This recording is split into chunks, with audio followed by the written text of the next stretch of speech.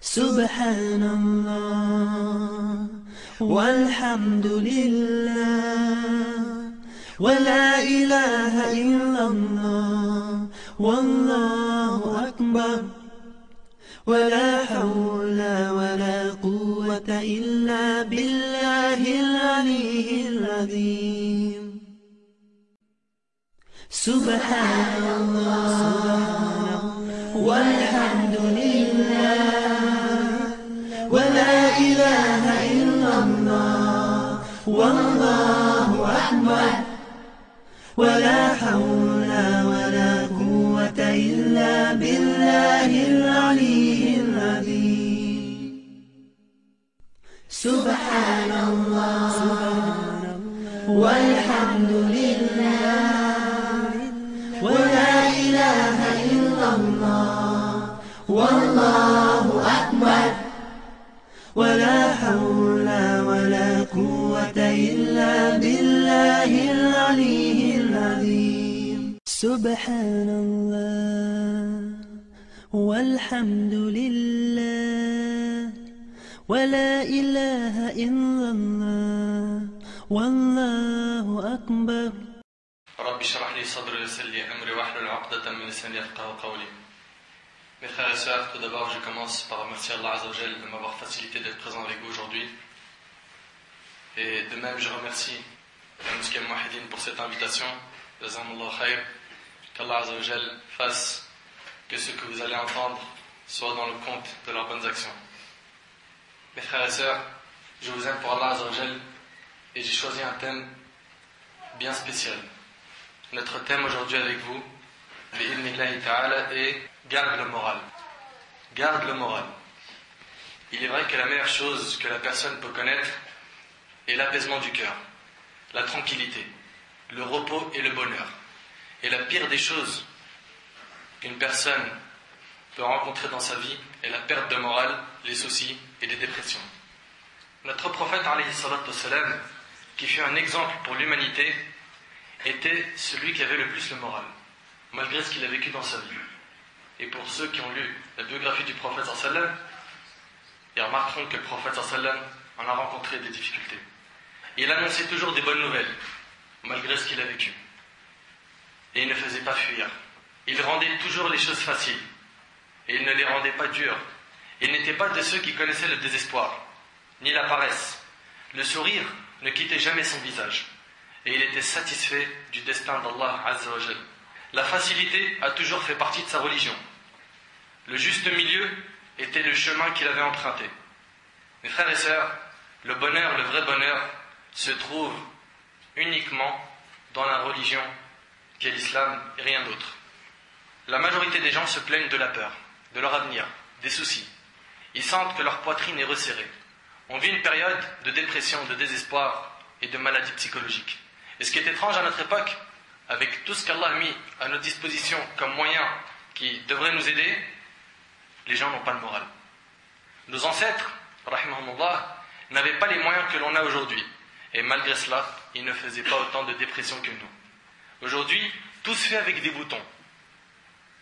Tu frappes à la porte, tu n'as plus besoin d'utiliser la main en entier. Tu fais quoi? Tu utilises juste le doigt.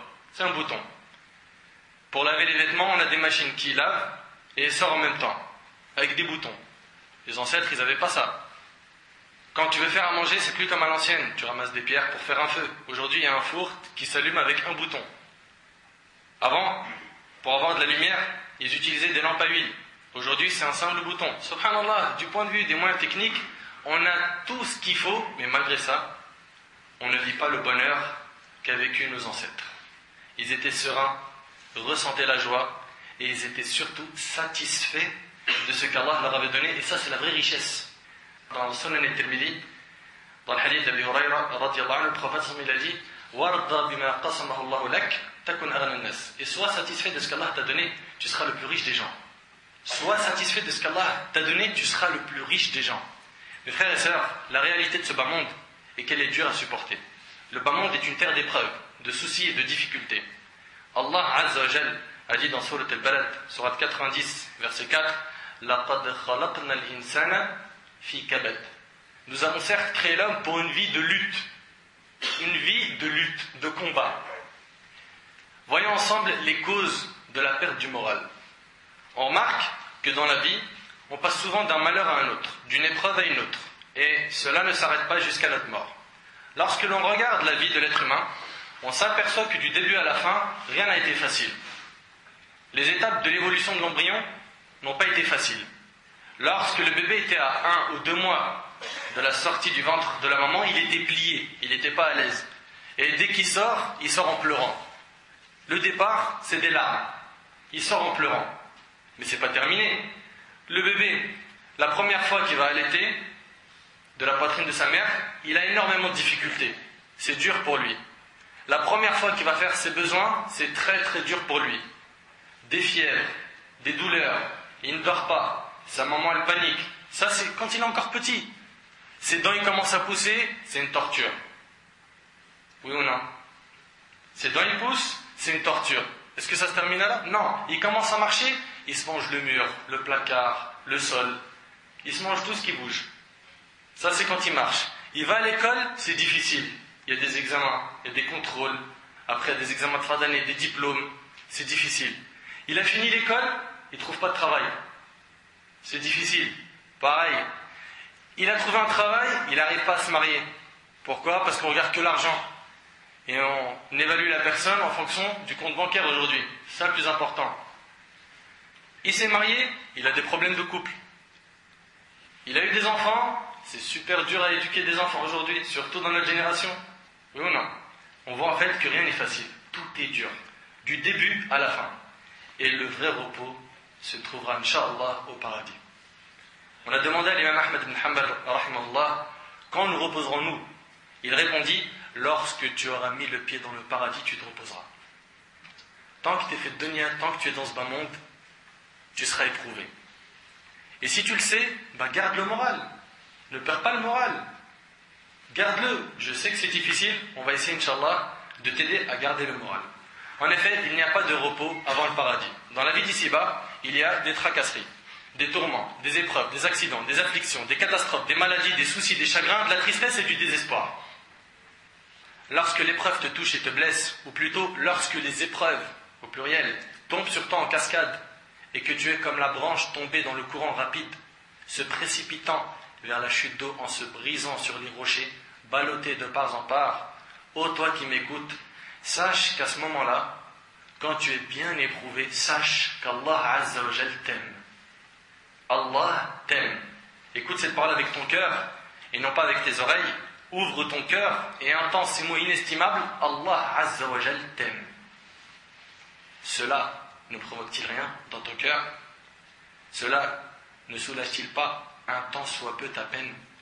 Ô frère, ô ma sœur, certes ton épreuve n'a pas disparu après ces paroles. Ton épreuve va continuer et tu vas encore en souffrir car Allah Azza wa Jal te veut du bien. Il te veut pour le paradis, mais tes œuvres ne sont pas à la hauteur. Alors, sachant qu'Allah Azza wa Jal t'aime, il t'éprouve jusqu'à te faire entrer au paradis. Si nous te rappelons ces paroles, ce n'est pas pour effacer ton épreuve, c'est plutôt pour que tu la vois d'une autre façon. Anas ibn Malik radiyallahu anhu a dit, le messager de Dieu sallallahu alayhi wa sallam a dit, quand Dieu veut du bien de son esclave, il lui accélère son châtiment dans ce monde. Allahu Akbar. Quand Dieu veut du bien de son esclave, il lui accélère son châtiment dans ce monde. J'ai dit, ouvrez vos cœurs et non vos oreilles.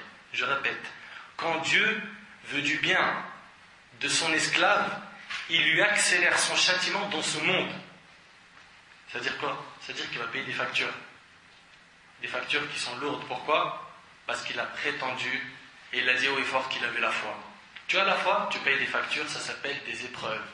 Des épreuves des croyants. Et les prophètes qui étaient les hommes les plus pieux en ont payé. Quand Dieu veut du bien de son esclave, il lui accélère son châtiment dans ce monde.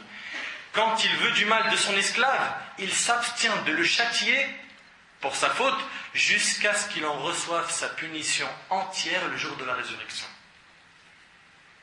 T'imagines? Aujourd'hui, certains d'entre nous se posent des questions. Pourquoi un tel qui n'est pas musulman, il vit le paradis? Allah lui donne le paradis sur terre.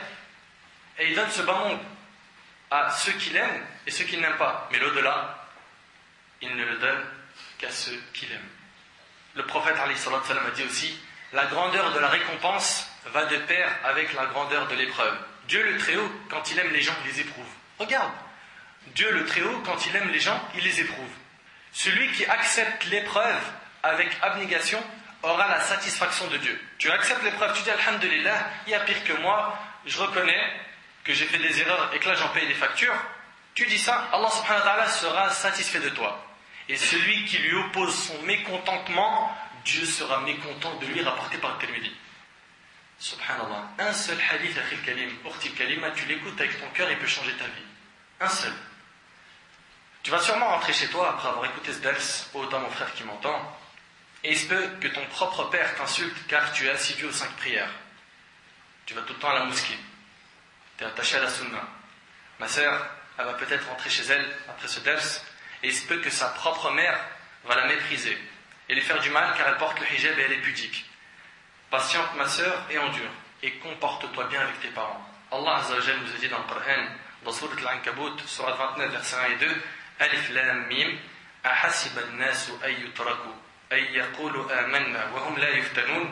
Alif Lam Mim. Est-ce que les gens pensent qu'on les laissera dire nous croyons sans les éprouver? À partir du moment où tu as dit je crois, tu es éprouvé. C'est terminé. Tu crois en Allah fermement, tu es éprouvé.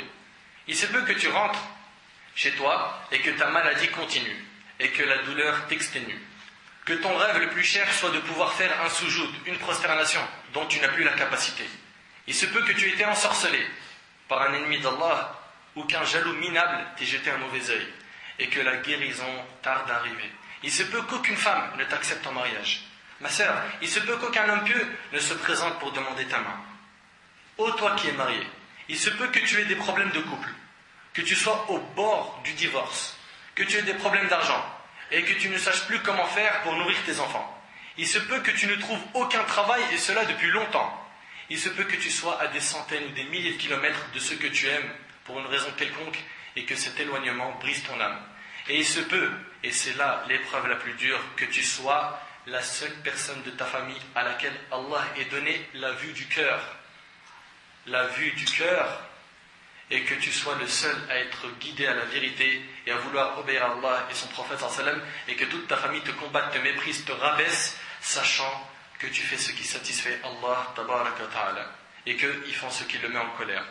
Ô toi mon frère qui a embrassé l'islam, le reconverti à l'islam, et ma sœur qui a embrassé l'islam, il se peut que vous soyez même encore plus éprouvés que cela, car vous ressentez que vous êtes parmi les vôtres comme la brebis noire dans son troupeau, alors que c'est vous qui êtes les bien-aimés d'Allah, tandis que ceux qui ne veulent pas suivre le chemin que vous avez emprunté sont dans l'égarement le plus total. Qu'Allah Azza wa Jalla les guide et guide toutes les familles de nos frères et sœurs reconvertis. Allahumma amin.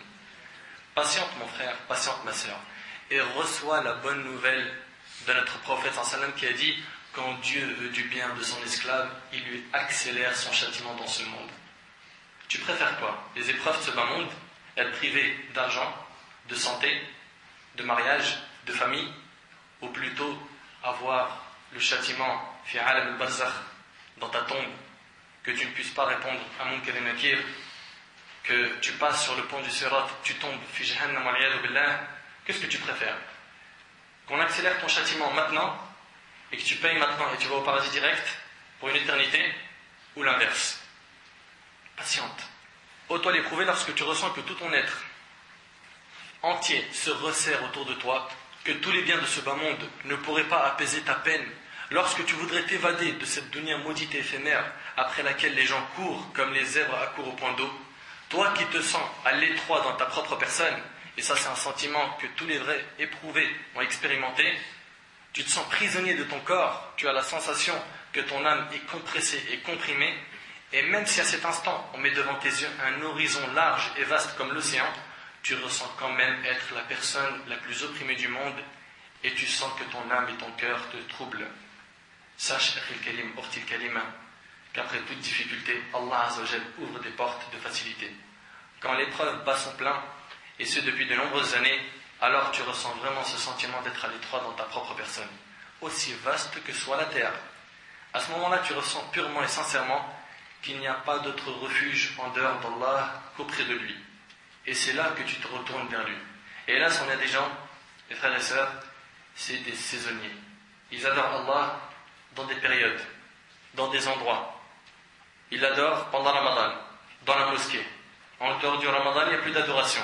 En dehors de la mosquée, il n'y a plus d'adoration. C'est deux personnes différentes. À la mosquée, il est pieux, en dehors, ahwal. Alors que dans Sunan al-Tirmidhi, le prophète sallallahu alayhi wa sallam dit: connais Dieu dans les moments d'aisance, il te connaîtra dans les moments de détresse. Si dans les moments où tu es bien, tu es proche d'Allah, dans tes moments de difficulté, tu verras qu'Allah se rapproche de toi.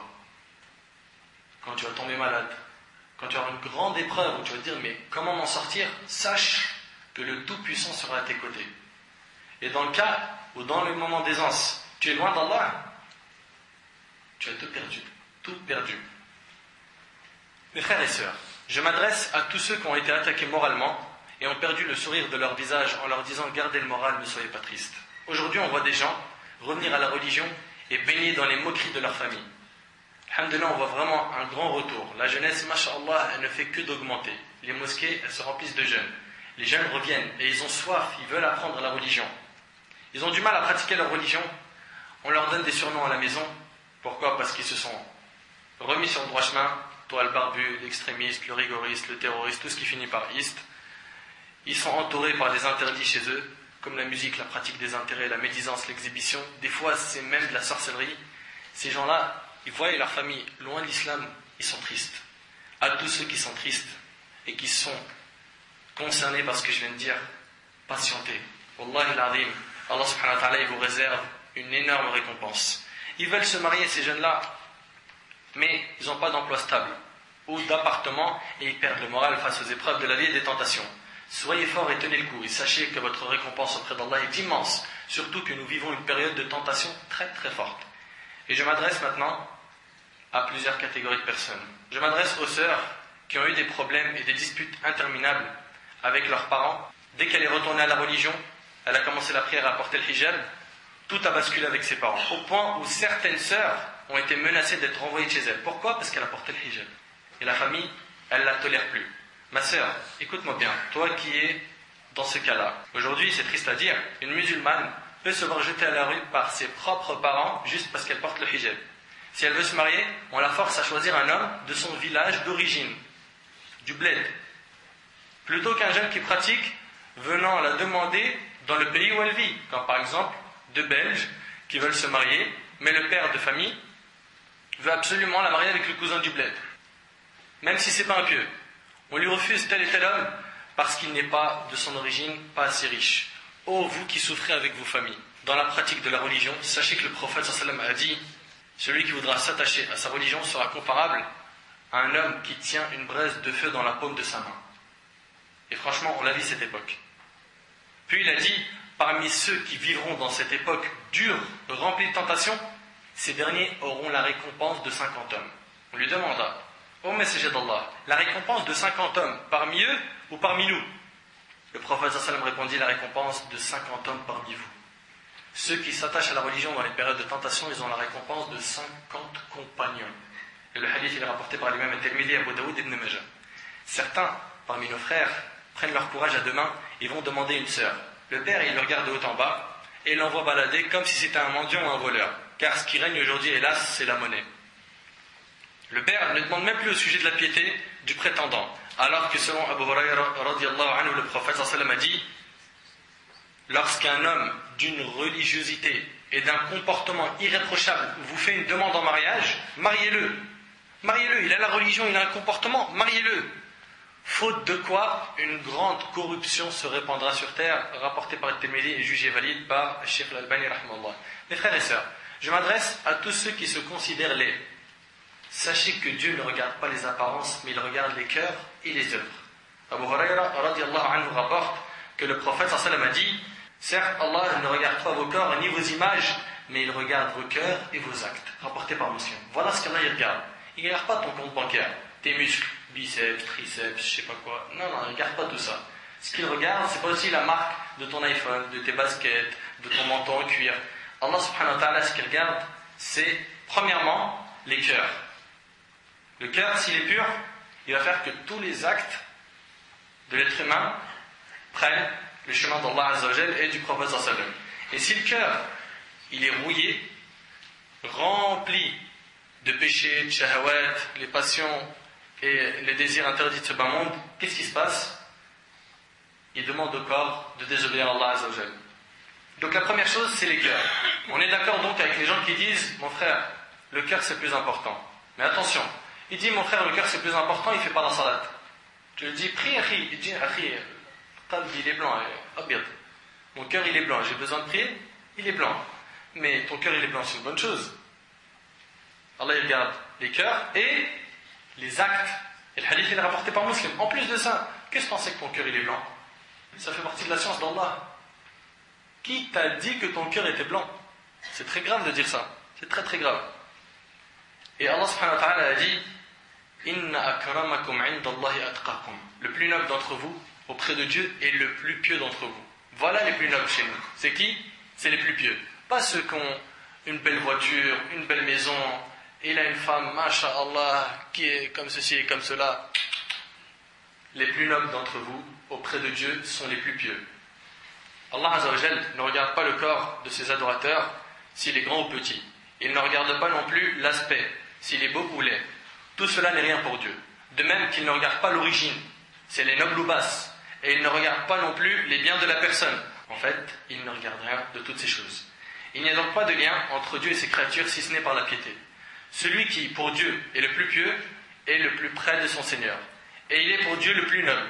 Ainsi, tu ne dois pas t'enorgueillir à cause de tes biens, ta beauté, ton corps, tes enfants, ta demeure, ta voiture, etc. Autre chose de la vie d'ici-bas.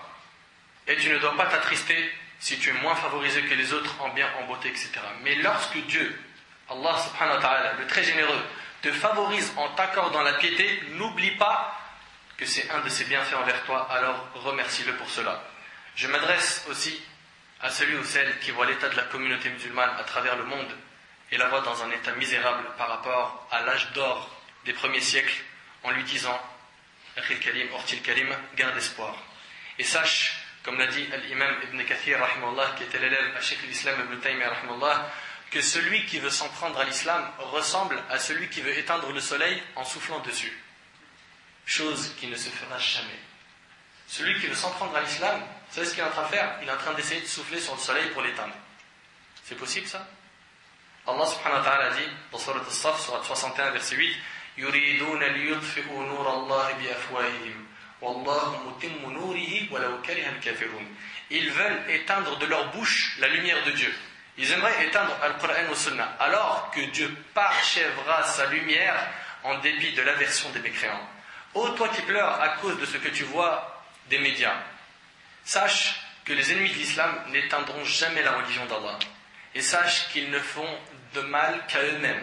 Lorsque l'on regarde toutes les tentatives des ennemis de l'islam contre l'islam, on s'aperçoit qu'elles ont toutes échoué, sans exception. De Adam alayhi salam jusqu'à maintenant. Elles ont échoué et elles échoueront. Pourquoi? Parce que l'islam, celui qui s'en porte gardien, c'est qui? Allah Azza wa Jal. N'aie pas peur pour l'islam. L'islam, Allah le protégera jusqu'au jour du jugement. Aie peur pour ta propre personne. Allah a dit dans Surat Al-Anfal, Surat 8, verset 30, وَيَمْكُرُونَ وَيَمْكُرُ اللَّهُ وَاللَّهُ خَيْرُ الْمَاكِرِينَ. Ils complotèrent, mais Dieu a fait échouer leur complot. Et Dieu est le meilleur en stratagème.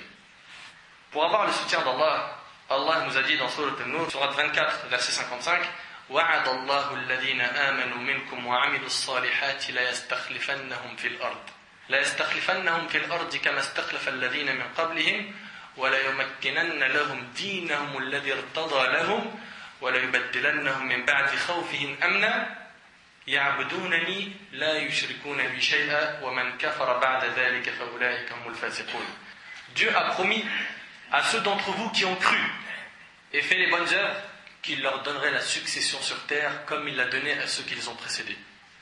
Tu veux qu'Allah Azza wa Jal nous soutienne, nous facilite les choses, crois en Allah et fais des bonnes œuvres.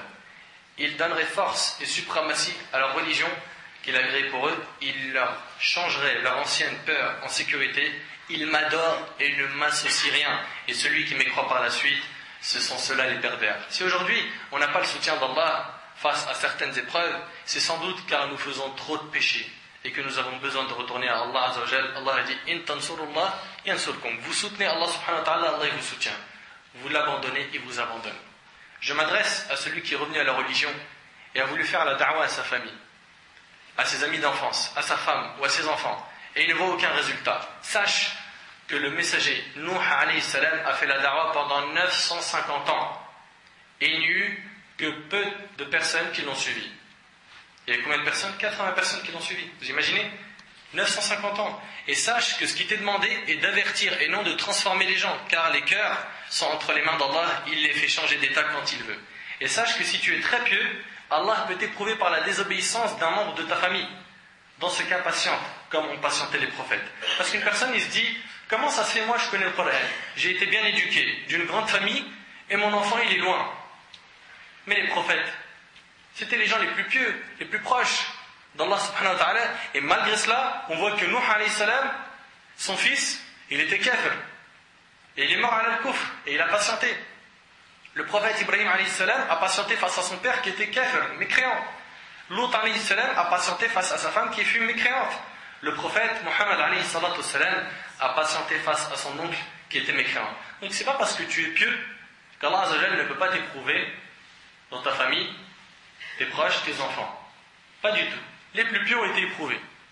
Patiente, sois fort, et si tu n'as pas de résultat aujourd'hui, sache qu'il y a eu des prophètes qui ont fait da'wah, et le jour du jugement, ils auront la surprise que personne ne les a suivis. Tu n'es pas meilleur qu'eux, donc fais ton rôle d'avertir, et après pour ce qui est du résultat, celui-là il appartient à Allah azza wa jalla. Je m'adresse à celui qui a des problèmes dans le travail, mais qui est obligé de supporter tous les désagréments car il a des enfants et une femme à nourrir. Toi qui travailles dur pour nourrir ta famille, sache que tu as une énorme récompense. Selon Ibn Amr, radiyallahu anhu, le prophète sallallahu alayhi wa sallam a dit, l'aumône faite aux pauvres est une simple aumône. L'aumône, quand tu la donnes à un pauvre, c'est une simple aumône. Et aux proches, quand tu fais une aumône à un proche, elle en compte deux. Une aumône et un respect des liens de parenté, rapporté par At-Tirmidhi. Comprends bien que tu es doublement récompensé. Quand tu travailles dur, très dur, pourquoi? Pour nourrir ta famille, donc patiente, tu as une récompense. Je m'adresse à tous ceux qui travaillent dans un métier illicite et qui désespèrent en disant « j'ai pas le choix ». D'après un des sahabis, il a dit, le prophète sallallahu alayhi wa sallam a dit, certes, tu ne laisses pas une chose pour Allah sans qu'il ne te la remplace par une chose meilleure, rapportée par Ahmed. Tu travailles dans un endroit où ils vendent de l'alcool, où ils vendent du haram. Si tu délaisses cette chose-là pour Allah azza wa jal et que tu as confiance en lui, le prophète sallallahu alayhi wa sallam dit, certes, tu ne laisses pas une chose pour Allah, tu l'as laissée pour Allah sans qu'il ne te la remplace par une chose meilleure. Tu as confiance en Dieu, oui ou non? Donc délaisse ce travail.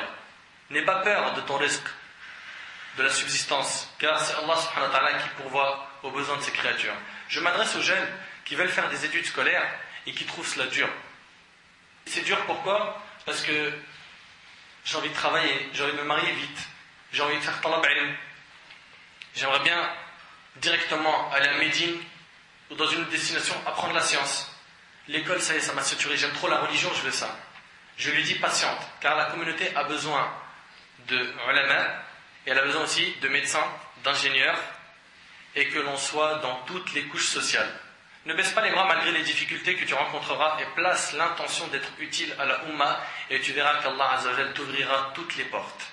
Je m'adresse aussi à ceux qui veulent faire des études religieuses, qui n'ont pas d'argent, à celui qui a des difficultés pour terminer les fins de mois, et qui est obligé de se sacrifier pour pouvoir vivre, et je m'adresse aux pauvres, ceux qui n'ont pas d'argent, ceux qui sont vraiment en difficulté, qui sont dans la gêne, je leur dis ne soyez pas tristes car vous rentrez au paradis, Inch'Allah, 500 ans avant les riches. 500 ans avant les riches. Car les riches, on va les questionner sur pas mal de choses. Il va rester, le jour du jugement, 500 ans debout à être questionné. Pourquoi? Parce que le riche, il a gagné de l'argent. Donc on va lui demander, comme vous le savez dans le hadith d'Abi Barz al-Aslami qui est en Sunan al-Tirmidhi, on va lui demander cet argent d'où tu l'as gagné et dans quoi tu l'as dépensé. T'imagines? Chaque euro on te pose la question d'où tu l'as gagné et dans quoi tu l'as dépensé. Tandis que le pauvre il va venir le jour du jugement. Il n'a pas d'argent. Celui-là il passe vite. Donc il rentre 500 ans avant le riche au paradis. Et attention, il rentre avant le riche 500 ans, ça ne veut pas dire qu'il va occuper une meilleure place que le riche. Ibn al-Qayyim rahimallah, il explique en commentant le hadith d'Abi Hurayra qui est dans Sunan al-Tirmidhi où le prophète dit les pauvres entreront au paradis 500 ans avant les riches. Il dit que l'entrée des pauvres avant les riches ne signifie pas qu'ils occuperont des degrés plus hauts qu'eux au paradis. Seulement, 500 ans avant, il est déjà fait le Jannah. Et dans un hadith, Wallah al-Alim, comment ils sont beaux les hadiths du prophète sallam. Abu Sa'id al-Khudri radiyallahu anhu, un compagnon, il rapporte qu'un groupe d'Ansarites, les Ansar, c'est les habitants de Médine, ils demandèrent assistance matérielle au messager de Dieu sallam, qu'il la leur donna. Ils sont partis voir le prophète sallam, ils lui ont dit on a besoin d'argent. Ils sont pauvres. Et le prophète sallam, généreux, la meilleure créature qu'Allah subhanahu wa ta'ala a créée sur terre, il leur a donné. Puis, ils lui en demandèrent de nouveau, et il leur a donné. Jusqu'à l'épuisement de tout ce qu'il avait. Une fois qu'il avait dépensé tout ce qu'il possédait, il leur dit tant que je détiendrai quelques biens, je n'en serai jamais avare avec vous. Tant que j'ai de l'argent, je vous donnerai. Mais, ouvrez bien vos oreilles, vous qui avez beaucoup de difficultés au niveau de l'argent, mais celui qui se refuse par fierté d'âme de tendre la main aux autres, Dieu lui sauvegarde sa fierté. Allahu Akbar. Celui qui n'exprime pas son besoin, Dieu le met au-dessus du besoin. Celui qui ne dit pas aux gens « Oh, j'ai des problèmes d'argent, ça va mal, Allah, il le met au-dessus du besoin. Celui qui s'astreint de patienter, Dieu lui en donne la force. Nul n'a reçu de don meilleur et plus abondant que celui de la patience. Rapporté par Bukhari et Muslim. Donc toi qui as des difficultés d'argent, sache que si tu patientes et que tu ne tends pas ta main, malgré que tu aimerais le faire, Wallahi al-Azim, et je le jure par Allah, car c'est Allah qui a appris ça au prophète sallallahu alayhi wa sallam, Allah subhanahu wa ta'ala te mettra au-dessus du besoin. Il fera que le mois il se terminera, et que tu mangeras à ta faim, et que le loyer il sera payé, et que tes problèmes seront réglés. Remets-toi-en à Allah, et tu verras que tout sera réglé. Je m'adresse à celles dont les enfants lui rendent les cheveux blancs, par les bêtises et les problèmes dans la rue, à l'école, dans la religion. Ils ne font pas la prière, ils ne m'écoutent pas. Celle qui craque avec ses enfants. Abu Huraira radiyallahu anhu a dit, le prophète sallam a dit, celui à qui Dieu veut du bien se voit touché dans ce qu'il a de plus cher, rapporté par le Bukhari. Quand Allah il veut du bien à quelqu'un, il le touche, il l'éprouve dans ce qu'il a de plus cher. Et la maman, ce qu'elle a de plus cher, c'est ses enfants. Oui ou non? Donc, ô toi qui as des enfants, ma sœur qui a des enfants, sache qu'Allah Azzawajal, il te veut du bien. Il veut t'élever en degré au paradis, il veut te pardonner des péchés, parce que tu en as commis et tu en commets toujours. Patiente, remercie Allah subhanahu wa ta'ala et sache qu'au final, on est en train de te purifier de tes péchés, comme ça le jour du jugement tu viens, tu n'as pas de péché. Tu rentres directement fil Jannah. Je m'adresse aussi à celles qui souhaitent avoir un enfant, et Meskina, après plusieurs tentatives, elle n'arrive pas à être enceinte. Comment réagir aux remarques des gens du genre, la pauvre, elle est stérile? Que faire devant une belle famille déçue? Comment ne pas envier les copines, voisines et cousines qui engendrent les unes après les autres, qu'Allah leur préserve leurs enfants? Ma sœur, toi qui as été privée d'enfants, sache que tu peux en avoir et que tout est entre les mains d'Allah. Le puissant c'est qui? Allah subhanahu wa ta'ala. Celui qui donne et qui prive c'est qui? Allah Azza wa Jal. Donc toi qui n'as pas d'enfant et qui est stérile, sache que tout ça c'est entre les mains d'Allah. Pour cela, fais les causes. Quelles causes? Invoque Allah subhanahu wa ta'ala. Ad-du'a silah al-mu'min. L'invocation, c'est l'arme du croyant. C'est une arme solide. De plus, multiplie les demandes de pardon. Al-istighfar. Quand tu demandes pardon à Allah, Allah il te donne ce que tu veux. Et ça, c'est dans Surat Nuh. C'est Allah subhanahu wa ta'ala qui nous a dit ça. Dans Surat Nuh, Surat 71, versets 10, 11 et 12. فَقُلْتُ اسْتَغْفِرُوا رَبَّكُمْ إِنَّهُ كَانَ غَفَّارًا يُرْسِلِ السَّمَاءَ عَلَيْكُمْ مِدْرَارًا وَيُمْدِدْكُمْ بِأَمْوَالٍ وَبَنِينَ وَيَجْعَلْ لَكُمْ جَنَّاتٍ وَيَجْعَلْ لَكُمْ أَنْهَارًا. J'ai donc dit, implorez le pardon de votre Seigneur, car il est grand pardonneur. Implorez le pardon de votre Seigneur, car il est grand pardonneur. Et regarde le pardon, pour qu'il vous envoie du ciel des pluies abondantes. Des pluies par l'istighfar. D'ailleurs, Omar radiallahu anhu, une fois il est sorti pour faire salat al-istisqa, la prière pour demander la pluie, et tout le chemin il disait qu'un seul mot, astaghfirullah, astaghfirullah, astaghfirullah. Les gens lui ont dit, mais demande à Allah, demande la pluie, pourquoi tu demandes pardon? Il a dit, car Allah il a dit, فَقُلْتُ اسْتَغْفِرُوا رَبَّكُمْ إِنَّهُ كَانَ غَفَّارًا يُرْسِلِ السَّمَاءَ عَلَيْكُمْ مِدْرَارًا. Implorez le pardon de votre Seigneur car il est grand pardonneur pour qu'il vous envoie du ciel des pluies abondantes. Donc à l'istighfar, la demande de pardon, ça fait descendre la pluie. Et quoi encore? Et qu'il vous accorde beaucoup de biens et d'enfants. Allahu Akbar. À l'istighfar, demander pardon, ça ramène des enfants? Naam, c'est dans le Coran. Tu es un croyant, tu es une croyante, tu crois en la parole d'Allah et ne dis pas je vais essayer. Car Allah subhanahu wa ta'ala, on ne l'essaye pas. Allah subhanahu wa ta'ala, on ne l'essaye pas. Quand on pratique notre religion, quand on demande à Allah, on lui demande en ayant la certitude qu'on aura la réponse. C'est ce qu'il nous enseignait le prophète sallam. Invoquer Allah en ayant la certitude d'avoir une réponse. Mais je vais essayer, je vais tester, si ça marche tant mieux, si ça marche pas, j'en veux plus. Ça marche pas. Ça ne marche pas. Donc, implorez le pardon de votre Seigneur, car il est grand pardonneur, pour qu'il vous envoie du ciel des pluies abondantes et qu'il vous accorde beaucoup de biens et d'enfants, et vous donne des jardins et vous donne des rivières. Voilà ce que nous disons à nos sœurs qui n'ont pas encore d'enfants. Demandez à Allah subhanahu wa ta'ala en invoquant et demandez pardon à Allah subhanahu wa ta'ala. Je m'adresse à tous les célibataires en leur disant qu'Allah azza wa jal vous donnera que ce que vous méritez. Pour cela, soyez patients. Sachez qu'Allah subhanahu wa ta'ala est généreux et qu'il vous a déjà écrit avant même que les cieux et la terre soient créés qui sera votre futur conjoint. Alors faites les causes en vous conformant au Coran et à la Sunna et n'allez pas sur mariagemusulman.com et remettez-vous-en à Allah. Je m'adresse aussi à tous ceux qui ont des soucis et qui pensent qu'ils sont insurmontables. Exemple, les endettés, les problèmes d'argent. Il a trop de soucis. Sa tête, c'est une machine. Elle travaille toute la journée. Il réfléchit trop. Il y en a, wallah, il ne dort pas avec des soucis. Il réfléchit. Et des fois, il y en a même, il se crée des problèmes. Il a un tout petit truc, il en a fait le problème du siècle. Sachez, vous qui avez des soucis, que quand vous serez au paradis, vous n'aurez plus de soucis. Quiconque se détournera de l'au-delà sourira peut-être dans ce bas monde, mais pleurera sûrement dans l'au-delà.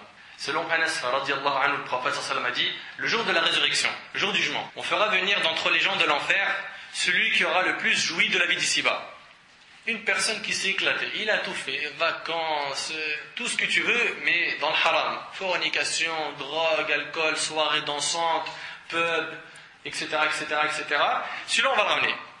On le plonge alors une seule fois dans le feu et on lui dit, ô fils d'Adam, as-tu jamais connu quelques biens? Est-ce que tu as connu du bien dans ta vie? Celui-là, aux yeux des gens bien sûr qui ne sont pas dans la religion, il s'est bien éclaté. Il s'est trop bien amusé. Franchement, il a bien vécu sa vie, il en a profité. C'est vrai, c'est pas vrai. Celui-là, qui s'est bien éclaté, comme le disent les gens, on va le prendre, on va le tremper une seule fois en enfer.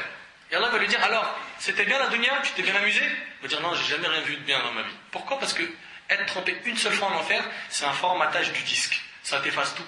T'as plus rien dans la cervelle. T'as plus rien, tout s'efface. Et de même, on ramènera la personne qui a eu la vie la plus misérable dans ce bas monde.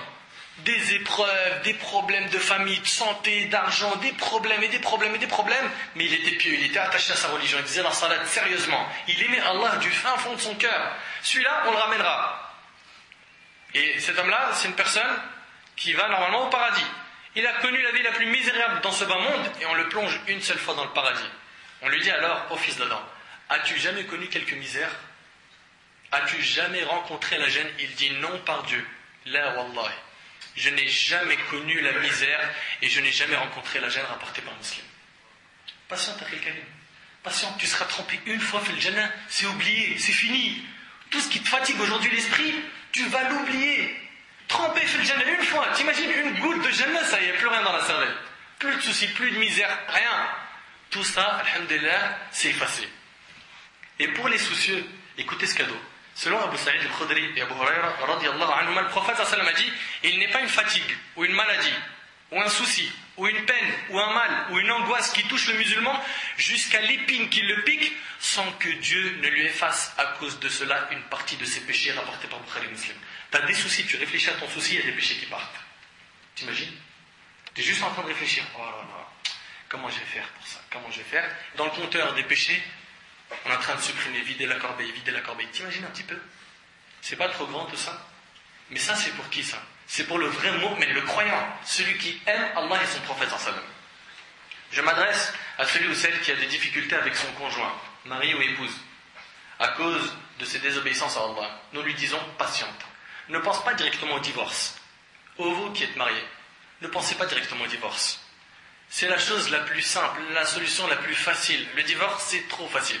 Nous, ce qu'on te demande, toi qui m'entends, c'est d'être fort. Fais des invocations, place une bonne intention et aie confiance en Dieu et tu verras qu'avec le temps, ça portera ses fruits. Toi qui as du mal à communiquer avec ton épouse, car les problèmes ont traîné trop longtemps derrière toi, demande conseil aux gens de science. Si la communication se bloque complètement avec l'époux ou l'épouse, faites intervenir une personne de confiance qui est sage et qui a la religion et a de la science afin qu'il tranche entre vous selon Al-Qur'an ou Sunnah. Et ne soyez pas de ceux qui racontent leurs problèmes à tout l'univers et enlevez de vos têtes, ô vous mes sœurs, le divorce. Enlevez ça de vos têtes, car lorsque vous êtes en colère, vous y pensez direct. Sache ma sœur que celle qui demande le divorce sans raison valable ne sentira pas l'odeur du paradis. Et ça c'est un hadith que le prophète sallam a dit et qui est rapporté par les 5. Donc, toi qui as des problèmes de couple, patiente, sois fort. Tu sais, construire c'est toujours difficile. Démolir c'est très facile. On le voit dans le bâtiment, on le voit dans la Ummah, on le voit dans les couples. Dans la Ummah, dans la communauté, pour construire une Ummah, on souffre. Pour unir les gens dans une mosquée et qui considèrent que c'est tous des frères et qui s'aiment pour Allah, c'est un combat. Pourquoi? Chacun y rentre, il a peur de l'autre. Pourquoi? Parce que c'est des jeunes. Ou l'autre, il dit, oh, les personnes âgées là, ils vont nous prendre la tête. Ou l'autre, il rentre, il analyse. Ça sent quoi là? C'est du salafisme, c'est du tablirisme, c'est du ikhwanisme, c'est quoi la mosquée? La température un peu qu'on sache. Pourquoi tu rentres pas, tu considères pas directement, tant que tu n'as pas vu de shirk et de bid'a, que tout le monde ici présent font partie des gens de ta famille? Et que tu les aimes tous. Et qu'au final, ce que tu veux, c'est que tous et toutes, on aille au paradis ensemble. Non. Construire, wallah al-azim, c'est toujours dur. Mais démolir, c'est très facile.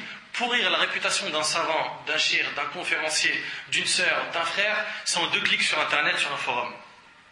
Oui ou non? Divorcer, c'est en disant un mot. C'est terminé, c'est réglé. On voit vraiment que construire, c'est dur. C'est très dur. On construit une mosquée en 4, 5, 6 ans. On l'a démolie en un mois. Donc, les couples, faites très attention. Ne laissez pas le shaitan contrôler vos couples.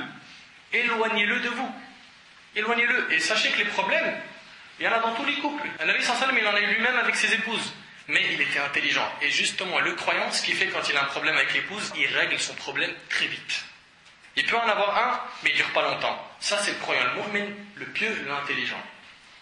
Je m'adresse à la personne qui est atteinte d'une maladie ou possédée par un djinn et qu'elle repense au jour où elle était saine. Selon Abu Huraira, radiyallahu anhu, le prophète sallallahu alayhi wa sallam a dit, le croyant et la croyante ne cessent d'être éprouvés dans leur corps, leurs enfants et leurs biens, jusqu'à ce qu'ils rencontrent Dieu le Très-Haut sans avoir à répondre d'aucun péché. Rapporté par Tirmidhi. Tu vois, tu as souffert dans ton corps, au final tu réponds à aucun péché. Tu rentres fil Jannah. Patiente, garde le moral. Wallah, Inch'Allah, si tu le gardes et tu places ta confiance en Dieu et tu fais ce qu'Allah il a voulu et son prophète sallallahu alayhi wa sallam, au final pour toi il n'y a qu'une seule destination, c'est Al-Jannah. Je m'adresse à tous ceux ou celles qui ont perdu des enfants en leur disant patientez, remerciez Allah et soyez satisfaits de ce qu'Allah vous a donné. Oui, mais remercier Allah c'est trop dur ce que tu nous demandes. Oui, mais ça porte ses fruits.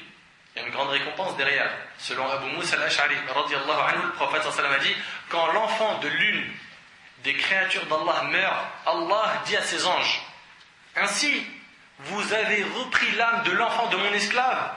Les anges répondent, oui. Il dit, vous avez donc cueilli le fruit de son cœur? Les anges disent, oui. Il dit, subhanahu wa ta'ala, qu'a dit mon esclave? Ils disent, il t'a loué, hamidaka wastarja. Il t'a loué et il a dit, inna lillah wa inna ilayhi raji'un. Nous appartenons à Allah et nous devons lui revenir. Allah subhanahu wa ta'ala dit alors, construisez au paradis une maison pour mon esclave et appelez-la la maison de la louange, rapportée par Tirmidhi, Baytul Hamd. Patiente, tu as perdu un enfant, il y a le Jannah, il y a toujours une compensation. Le prophète sallallahu alayhi wa sallam, il passait à côté de la famille d'Ammar ibn Yasir qui souffrait par les polythéistes, il disait Sabran ala Yasir, fa inna maw'idakumul Jannah. Patientez aux familles de Yasir, votre rendez-vous est au paradis. Il voyait la femme qui avait la crise d'épilepsie, son hadith il est rapporté par Bukhari et Muslim. Et elle est venue demander au prophète sallallahu alayhi wa sallam, fais-moi une invocation car je me découvre. Au moment de ma crise, il lui a dit patiente et tu auras le paradis. Elle a dit je patiente pour avoir le paradis. Patiente, tu auras le paradis. Patiente, garde le moral. Pourquoi tu te brûles le moral? Pourquoi? Pour ce bas monde éphémère qui ne vaut rien du tout. Quant à ceux qui ont perdu un proche de leur famille, une mère, un père, un frère, une sœur, sache qu'Allah te donnera le paradis si tu fais preuve de patience. Il y a des sagesses divines qui nous sont cachées et notre devoir est d'accepter ce qu'Allah Azza wa Jal a voulu pour nous sans dire pourquoi cela m'est arrivé. Abu Huraira radiyallahu anhu rapporte que le prophète sallallahu alayhi wa sallam a dit qu'Allah Azza wa Jal a dit quand je reprends à mon esclave croyant l'âme de l'être qu'il aime le plus au monde et qu'il se montre patient dans l'espoir de ma récompense, je n'ai d'autre récompense pour lui que le paradis. Rapporté par Bukhari. Tu patientes quand Allah subhanahu wa ta'ala, il te prend un être très cher dans ta famille, tu patientes dans l'espoir de la récompense divine, la récompense que tu as, c'est Al-Jannah. Je m'adresse à tous ceux qui ont perdu la vue en leur disant, Anas ibn Malik radiyallahu anhu rapporte ceci, j'ai entendu le prophète sallallahu alayhi wa sallam dire, Dieu Tout-Puissant a dit, c'est un hadith qudsi, quand j'éprouve mon esclave dans les deux choses qu'il aime le plus, ses yeux, et qu'il se montre patient, je lui donne le paradis en dédommagement de leur perte, rapporté par le Bukhari. On voit donc qu'il n'y a pas de perte avec Allah subhanahu wa ta'ala. Ça n'existe pas. Tu es perdant quand tu travailles avec un patron dans ce bas monde. Mais avec Allah azza wa jal, tu es gagnant à coup sûr. À tous les coups, tu gagnes. Mais il y a des conditions. C'est que tu sois patient. Tu sois un vrai croyant. Je m'adresse à tous ceux qui ont subi des injustices. Que ce soit dans le travail, ou dans son quartier, dans la cité, dans les tribunaux. Il a dû payer des dommages et intérêts de 15 000, 30 000, 20 000 euros, je ne sais pas combien. Pourquoi ? Car il a perdu son procès avec une personne. Celui-là qui a perdu son procès et qui est opprimé, qui a subi une injustice, et ceux qui ont subi des injustices avec leur belle famille ou avec n'importe qui ici sur terre, un musulman, un non-musulman, je leur dis patientez et écoutez ce beau hadith. Écoutez ce beau hadith, selon Abu Huraira radiyallahu anhu, le prophète sallallahu alayhi wa sallam a dit, savez-vous qui a fait faillite ? Celui qui a fait faillite, c'est qui ? Dans notre définition à nous, c'est celui qui n'a plus d'argent. Et les compagnons, c'est ce qu'ils ont dit. Ils dirent, nous considérons comme failli, parmi nous, celui qui a perdu son argent, et c'est bien. Et le prophète sallallahu alayhi wa sallam a dit, le failli de ma communauté. Celui qui a fait faillite dans ma communauté, c'est celui qui viendra le jour de la résurrection ayant fait la prière. Subhanallah, il a fait la prière. Il a observé le jeûne. Il a payé l'impôt, zakat. Il vient après avoir insulté celui-ci. Donc il a fait salat, saum, zakat. Il a accompli de bonnes œuvres. Mais en même temps qu'il a fait de bonnes œuvres, il a insulté un tel, a accusé celui-là de dévergondage, mangé l'argent de tel autre. Il a mangé l'argent d'un tel, répandu le sang de celui-là et frappé tel autre. On répartit ses bonnes actions entre ses victimes. Celui-là, il vient le jour du jugement, il a été injuste envers plusieurs personnes, il commence à rembourser ses injustices avec ses hasanat. Parce qu'il a jeûné, il a prié, il a fait des zakats. On prend ses bonnes actions et on commence à rembourser. C'est bon, on ne doit plus rien, allez, au suivant. Et toi, c'est bon, on ne doit plus rien, au suivant, au suivant, au suivant. Mais à un moment, il se peut que cette personne-là, il n'ait plus de bonnes actions. Il n'en a plus. Et il y a encore des dettes à rembourser. Tu as été injuste encore envers 200 personnes, là, regarde la queue, comment elle est longue. Qu'est-ce qu'il fait Allah subhanahu wa ta'ala ? Il dit, prenez vos péchés et donnez-lui. Et on le prend et on le jette en enfer. Voilà la personne qui a fait faillite dans notre communauté. L'injuste.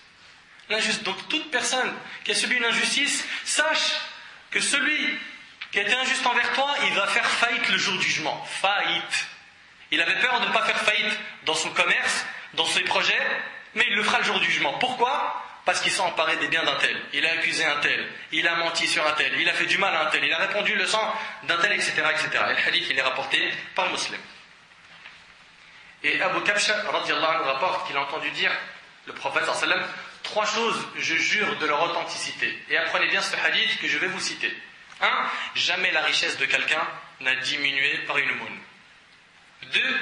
Chaque fois que quelqu'un subit une injustice et la supporte avec patience, Dieu ne fait qu'augmenter sa considération. Allahu Akbar. Dieu ne fait qu'augmenter sa considération. 3. Chaque fois que quelqu'un choisit la porte de la mendicité, Dieu lui ouvre la porte de l'indigence. Rapporté par Tirmidhi. Je m'adresse à la personne qui a des difficultés à garder une foi forte et connaît régulièrement des chutes de foi terribles qui l'entraînent dans des péchés qu'elle avait délaissés il y a bien longtemps. Tu vois aujourd'hui le frère, masha'Allah, il est rentré dans le din, tabarakallah, il fait ses prières à la mosquée. C'est un pieux, il a laissé pousser le lihya, et il s'est marié, etc., etc. Et la surprise, c'est que le soir, il est sur des sites pornographiques. Il est dans le din, dans l'apparence, mais quand il est seul, c'est plus la même personne. Quand elle est seule, elle se permet des folies sur Facebook, sur Internet, alors qu'elle est mariée. Et même si elle n'était pas mariée, Allah subhanahu wa ta'ala la surveille. Ces gens-là, qui ont des baisses de foi, je leur recommande de s'armer d'une fréquentation solide. Une fréquentation solide. Voilà le remède. Sans cette dernière, sache, mon frère, ma sœur, que tu seras perdu. Et les bonnes fréquentations sont des dons d'Allah, il faut les mériter. C'est des dons, des cadeaux, il faut les mériter. Sachez qu'être entouré de pieux ou de pieuses ne peut que nous fortifier. Donc toi qui as des baisses de foi, ta fréquentation ressemble à quoi? Moi je fréquente personne, j'ai pas le temps. Faux, c'est pas bon. C'est une erreur. Moi je fréquente des gens mais ils sont moyens comme moi. C'est très bien, mais cherche à évoluer. Fréquente des gens solides, pieux, qui apprennent Al-Qur'an, As-Sunnah, qui mettent en pratique surtout. Parce qu'apprendre aujourd'hui tout le monde apprend. Nous ce qu'il nous faut plus c'est quelqu'un qui nous pousse à la pratique. Je m'adresse à celui ou celle qui est reconverti depuis peu de temps et qui a du mal à se faire des amis parmi les musulmans, à se marier, à fortifier sa foi, à évoluer. Ses parents ne le reconnaissent plus et lui font la guerre à cause de sa nouvelle foi. C'est difficile pour lui de prier à l'heure. Il se cache parce que maman et papa, s'ils apprennent qu'il est musulman, c'est chaud pour lui. Donc il se cache, il fait ses ablutions en cachette. Faire le ramadan pour lui c'est un combat. Manger halal ou tout simplement appeler ses parents et sa famille à l'islam, c'est une mission impossible.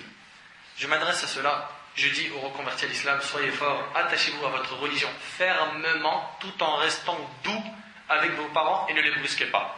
Et là, il y a un déséquilibre dans cette histoire. C'est qu'à chaque fois qu'on voit aujourd'hui une personne qui embrasse l'islam, il est ferme dans sa religion, mais il est plus doux avec ses parents. Sous prétexte que c'est des koufars. Mais tu l'étais il n'y a pas longtemps. Tu l'étais toi-même il n'y a pas longtemps. Et ce qui t'a permis aujourd'hui de revenir, bien sûr c'est Allah subhanahu wa ta'ala, mais il y a eu des intermédiaires, il y a eu des causes, il y a eu des gens qui ont parlé avec toi. Sois toi la cause de la reconversion de tes parents, des proches de ta famille. Tu brusques les choses. Comment tu veux qu'ils apprennent à aimer l'islam, ou s'ils sont musulmans, et que toi tu es musulman, et que tu viennes faire une nasiha, un conseil d'une manière cruelle, dure, comment veux-tu qu'ils acceptent? C'est normal qu'ils seront sur la défensive. Ne brusque pas les choses. Faites vos pas lentement mais sûrement. Faites-vous suivre par des gens qui font de bons conseils basés sur nos sources religieuses, Al-Qur'an ou Sunnah. Oh, vous les reconvertis, si vous pensez que vous n'avez pas de famille, car la vôtre vous a renié, vous vous trompez. Aujourd'hui, vous avez une grande famille d'1 milliard de personnes. Vous trouverez toujours notre soutien.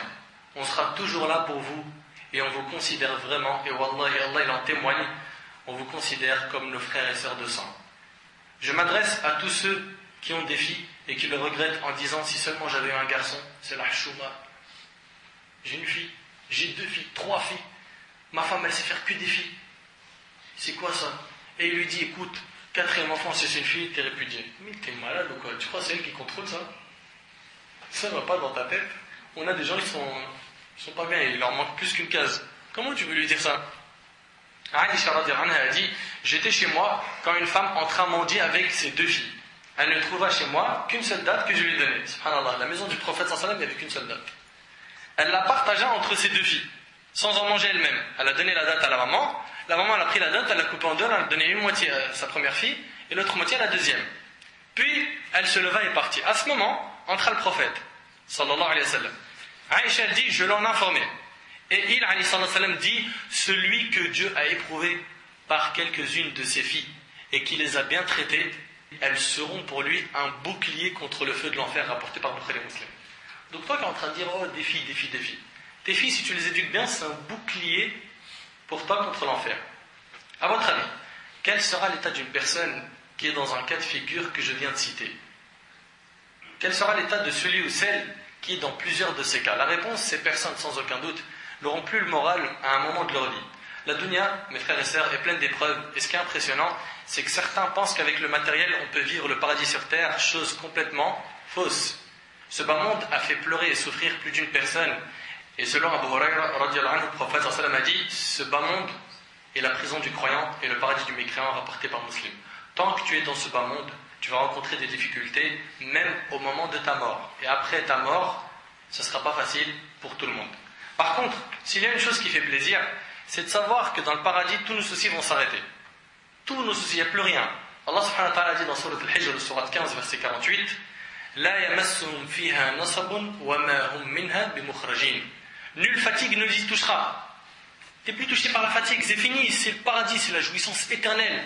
Et on ne les en fera pas sortir. Et dans Surat Taha, Surat 20, versets 118 et 119, Allah subhanahu wa ta'ala, en s'adressant à Adam, il lui a dit, Inna laka alla tajwa'a fiha wa la ta'ra wa annaka la tadma'u fiha wa la tadha. Car tu n'y auras pas faim, ni ne seras nu. Ça n'existe plus. J'ai faim, je suis malade, j'ai la fièvre, je vomis, je fais mes besoins. Le Jannah, ça n'existe plus. Au paradis, c'est terminé. C'est une jouissance éternelle qui n'a plus de fin. Ouais, mais c'est dur d'imaginer l'illimité. C'est normal. Ton cerveau, il est limité. Comment penses-tu que tu pourrais imaginer l'illimité? Car tu n'y auras pas faim, ni ne seras nu. Tu n'y auras pas soif, ni ne seras frappé par l'ardeur du soleil. C'est fini. Au paradis, les gens auront le cœur purifié de toute maladie. Plus de jalousie, de haine, d'hypocrisie. Comprenez, mes frères et sœurs, que toute personne vivante sur terre a des soucis. Mais sachez qu'il y a soucis et soucis. Ô toi qui m'entends, quel est ton souci? Certains, le souci, c'est l'argent. D'autres, le souci, c'est son ventre. Qu'est-ce qu'il va manger aujourd'hui, demain, après-demain? Il appelle sa femme, alors ce soir, c'est bon, harira, on mange quoi, tagine, couscous? C'est ça son souci. D'autres, leur souci, c'est le foot. Tel jour a acheté de telle équipe. Le meilleur buteur, c'est un tel. L'équipe Nana est championne de la Ligue 1. Ils ont gagné la coupe, je ne sais pas quoi. Ceux-là, à chaque fois, qui restent avec toi, ils parlent que de foot. Que de foot. Il va même s'allier avec des gens et se désavouer de certains pour le foot. Pour une équipe, pour un joueur.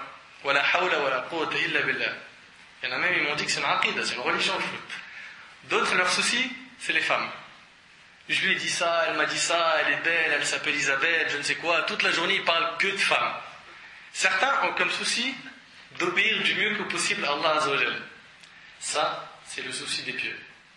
Avoir comme souci d'obéir à Allah subhanahu wa ta'ala, ça, c'est le souci du pieux. Quel est donc ton souci, toi qui m'entends? Il faut que ton souci soit que cette religion avance le plus rapidement possible. Et que tu sois un élément utile pour cette ummah. Et quand je dis un élément utile, tout le monde comprend quand on dit élément utile, c'est tu es assis comme Abou Hanès, tu as une chaise, tu as un public et tu parles. Non. Un élément utile, c'est pas forcément une personne qui va appeler à l'islam en faisant des prêches. Il peut le faire autrement. Il y a plusieurs manières. Il aide la mosquée, il est fort par exemple dans la sono. Il est fort dans ce domaine. Et nous, on est une communauté qui se complète. On a tous besoin les uns des autres. Les compagnons, c'était tous des du'at, des prêcheurs. Ibn Umar, un savant de hadith. Abu Huraira, un savant de hadith. Ibn Mas'ud, il maîtrisait la science du Coran. Mu'adh ibn Jabal, celui qui connaissait mieux al-halal wal-haram. Ali ibn Abi Talib, Umar ibn Khattab, eux, c'était des gouverneurs. Ils connaissaient bien comment gérer un pays. Chacun, il avait son rôle. Chacun, il avait un rôle. Tu me comprends? Donc, ce qu'il faut, en fait, c'est que toi, tu sois un élément utile à cette ummah. Tu sers à quelque chose. Tu finis pas, à la fin, dans la poubelle de l'histoire. Maintenant, voyons comment retrouver le moral. Passons maintenant à la deuxième partie de ce ders, c'est la plus importante. Comment retrouver le moral? Premièrement, en s'armant par la foi. Al-iman wa al-amal as-salih, et l'accomplissement des bonnes œuvres. Retenez que vous pouvez être dans un palais et être malheureux.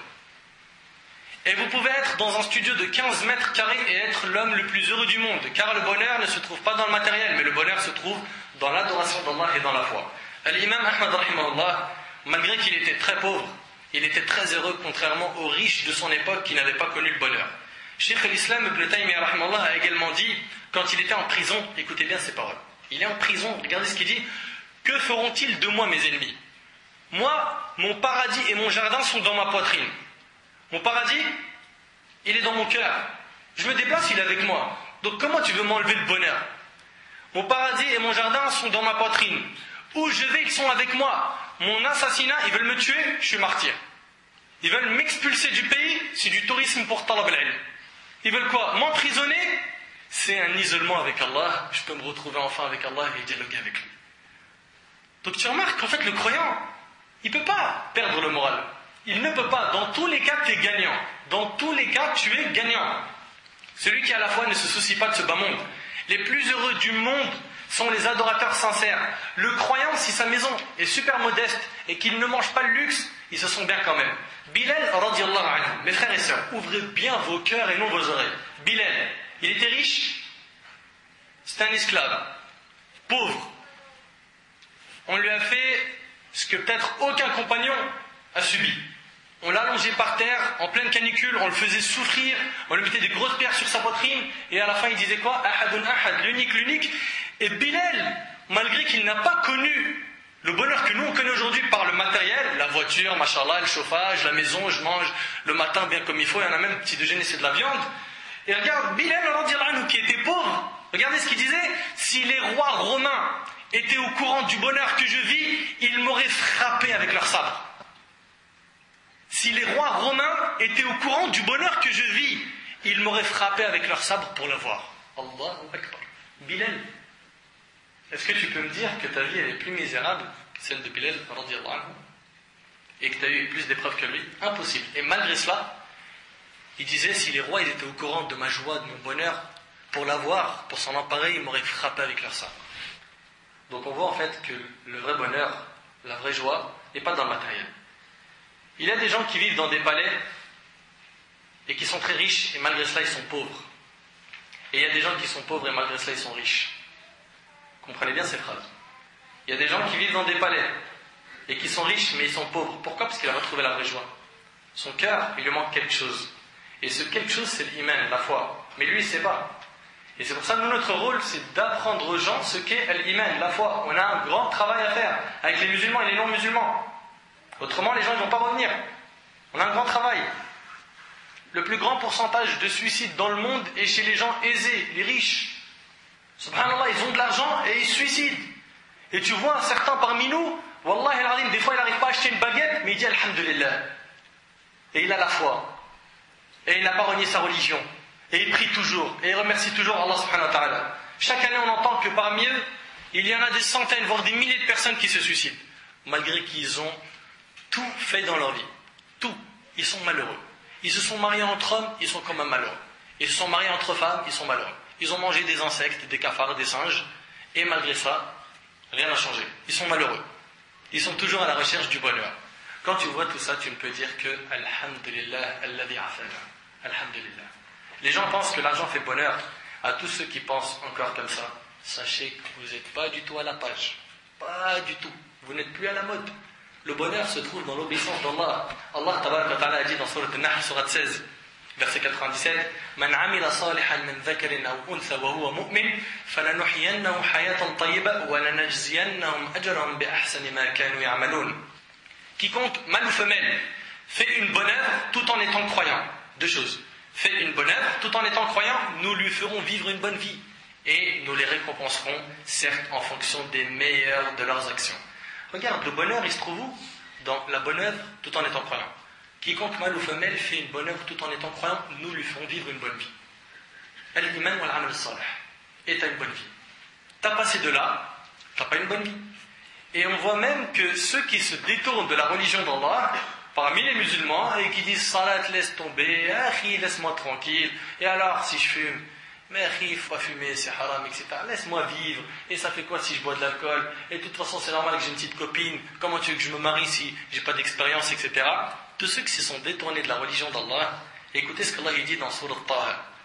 Il dit dans la Sourate 20, verset 124, وَمَنْ أَعْرَضَ عَنْ ذِكْرِي فَإِنَّ لَهُ مَعِيشَةً ضَنْكَ وَنَحْشُرُهُ يَوْمَ الْقِيَامَةِ أَعْمَى.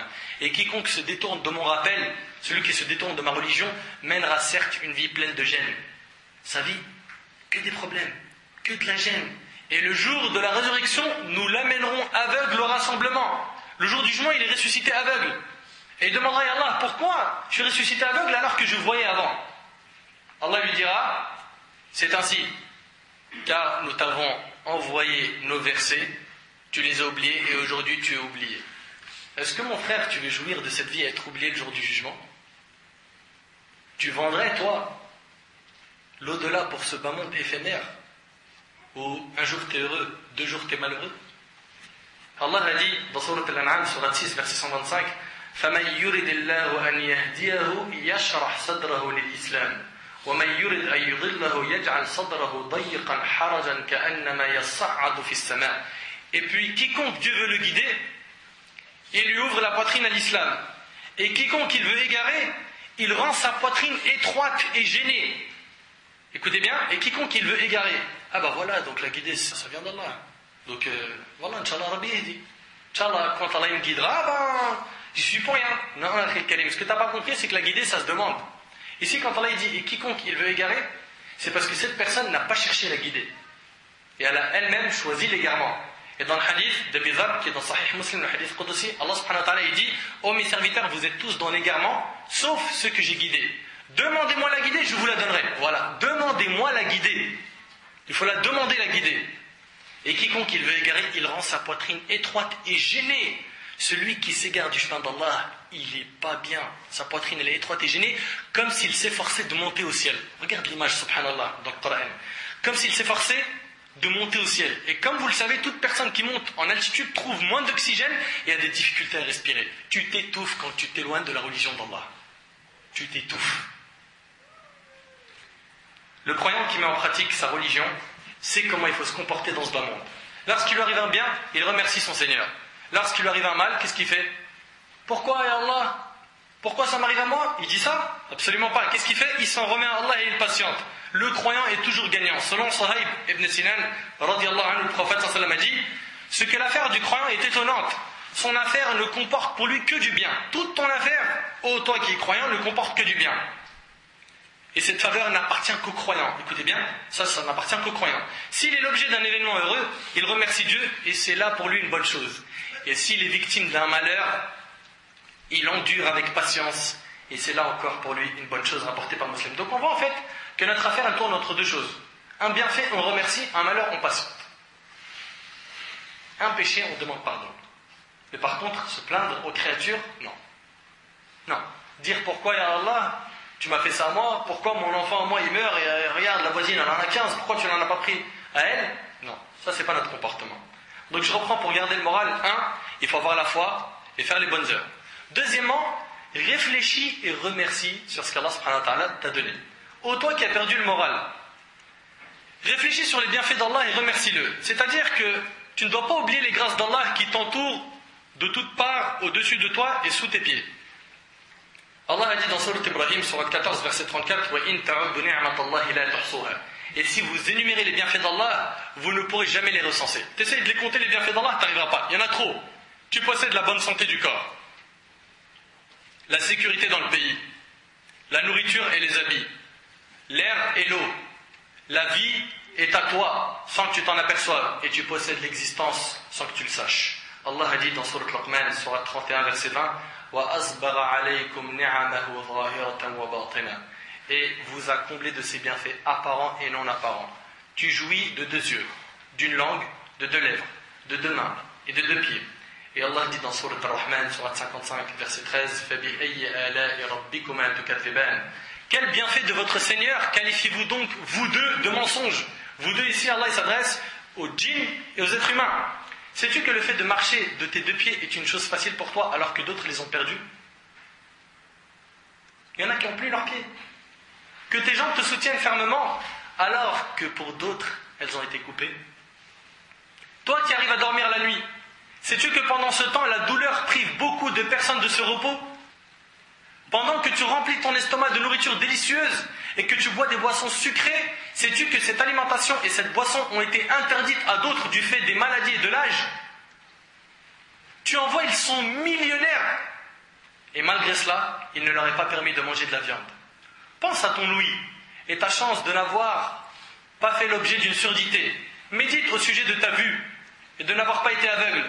Observe ta peau et le fait d'avoir été sauvé de la lèpre et autres maladies cutanées, et ton bon sens qui t'a été donné par la grâce d'Allah, qui t'a empêché d'être un fou. Considère ton intelligence qui t'a empêché d'être un simple d'esprit. Accepterais-tu, toi qui m'entends, et qui te plains de la pauvreté, et qui te plains tout le temps, accepterais-tu pour ta vue uniquement l'équivalent en or de la montagne de Uhud? Aimerais-tu vendre ton ouïe pour une Mercedes SLR à 1 million d'euros? Ma sœur, pourrais-tu donner ta main à couper pour des colliers d'émeraude et de diamants? Voudrais-tu devenir muet en échange du plus grand château du monde? Tu jouis de grâce et d'avantages innombrables, mais tu t'en rends pas compte. Pourquoi tu n'as plus le moral? Pourquoi? Parce que tu as perdu un peu d'argent? As-tu oublié que tu es le plus riche du monde avec ton corps? Ton corps vaut des millions d'euros. De quoi tu te plains? Remercie Allah, réfléchis et sois reconnaissant. Tu vis soucieux, chagriné, triste et malheureux alors que tu possèdes du pain chaud, de l'eau fraîche, le sommeil paisible, la tranquillité d'être dans un pays où il y a la paix. Tu penses à ce qui est perdu et tu ne remercies pas pour ce qui est disponible. Et réfléchis et sois reconnaissant.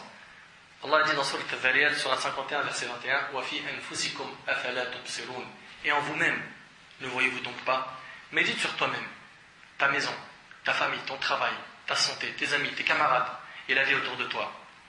Allah a dit dans Surat Al-Nahl, Surat 16, verset 83, ils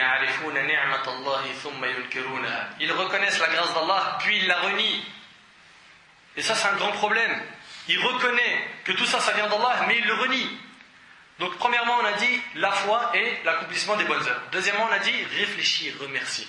Parce que tu verras que tu as gardé le moral. Wallah al-azim, c'est des remèdes tout ça. Troisièmement, ce qui est passé, oublie-le. N'y pense plus. Se rappeler le passé et s'attrister de ses misères est une idiotie et une folie. C'est tuer la motivation et gaspiller la vie d'aujourd'hui. Chez les gens de sagesse, le dossier du passé se ferme et ne se raconte pas. On l'enferme à jamais dans la cellule de l'oubli. On l'attache d'une corde solide jusqu'à la fin des temps. On le boucle dans un cachot au fond de son cerveau, de telle sorte qu'il ne verra plus de lumière puisqu'il est fini. Voilà comment on doit se comporter avec le passé. Ne vis pas sur le cauchemar du passé. La tristesse ne rendra pas le passé. Les soucis ne le répareront pas. Les chagrins ne le corrigeront pas. Voudrais-tu renvoyer le fleuve à son aval, le soleil à son lever, le bébé au ventre de sa mère, le lait aux mamelles, les larmes aux yeux? Ce qui est passé est bel et bien passé, n'y réfléchis plus. On tourne la page et on avance. Notre faiblesse est que nous sommes incapables d'assumer le temps présent et nous nous intéressons au passé. Nous délaissons l'instant présent et nous pleurons les souvenirs anciens. Les djinns et les humains rassemblés ne pourraient pas retracer le passé car c'est de l'ordre de l'impossible.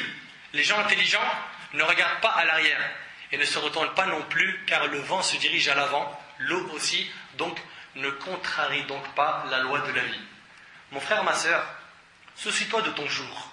Ne pense ni au passé ni au futur, attention, avec exagération. Au futur, pour un risque, tout ça, oui. Pour un travail, oui. Mais avec exagération, comme le font certains, non.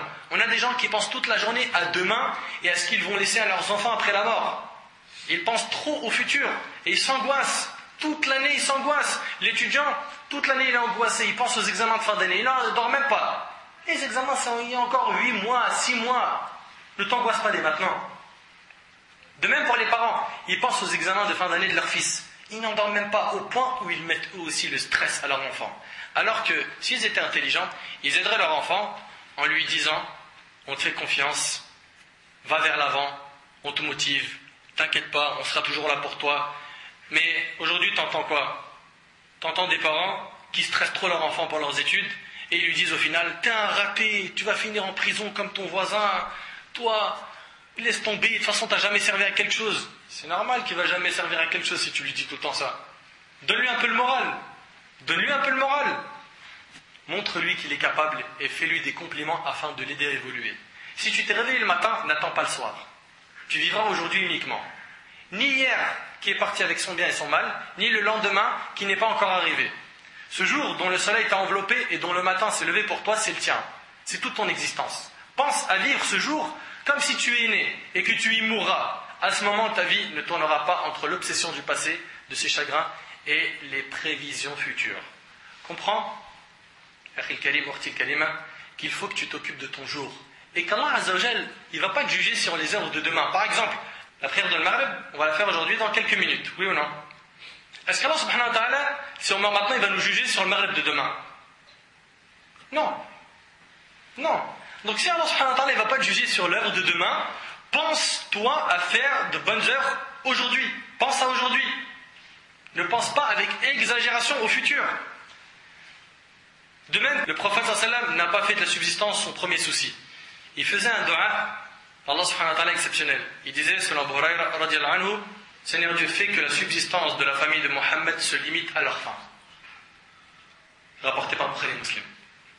À partir du moment où aujourd'hui, je vais manger, je ne me soucie pas de demain. Le prophète sallam était comme ça. Ne te soucie pas de demain en te demandant comment vais-je garantir l'avenir de mes enfants. C'est pas toi qui garantis l'avenir de tes enfants, c'est Allah subhanahu wa ta'ala.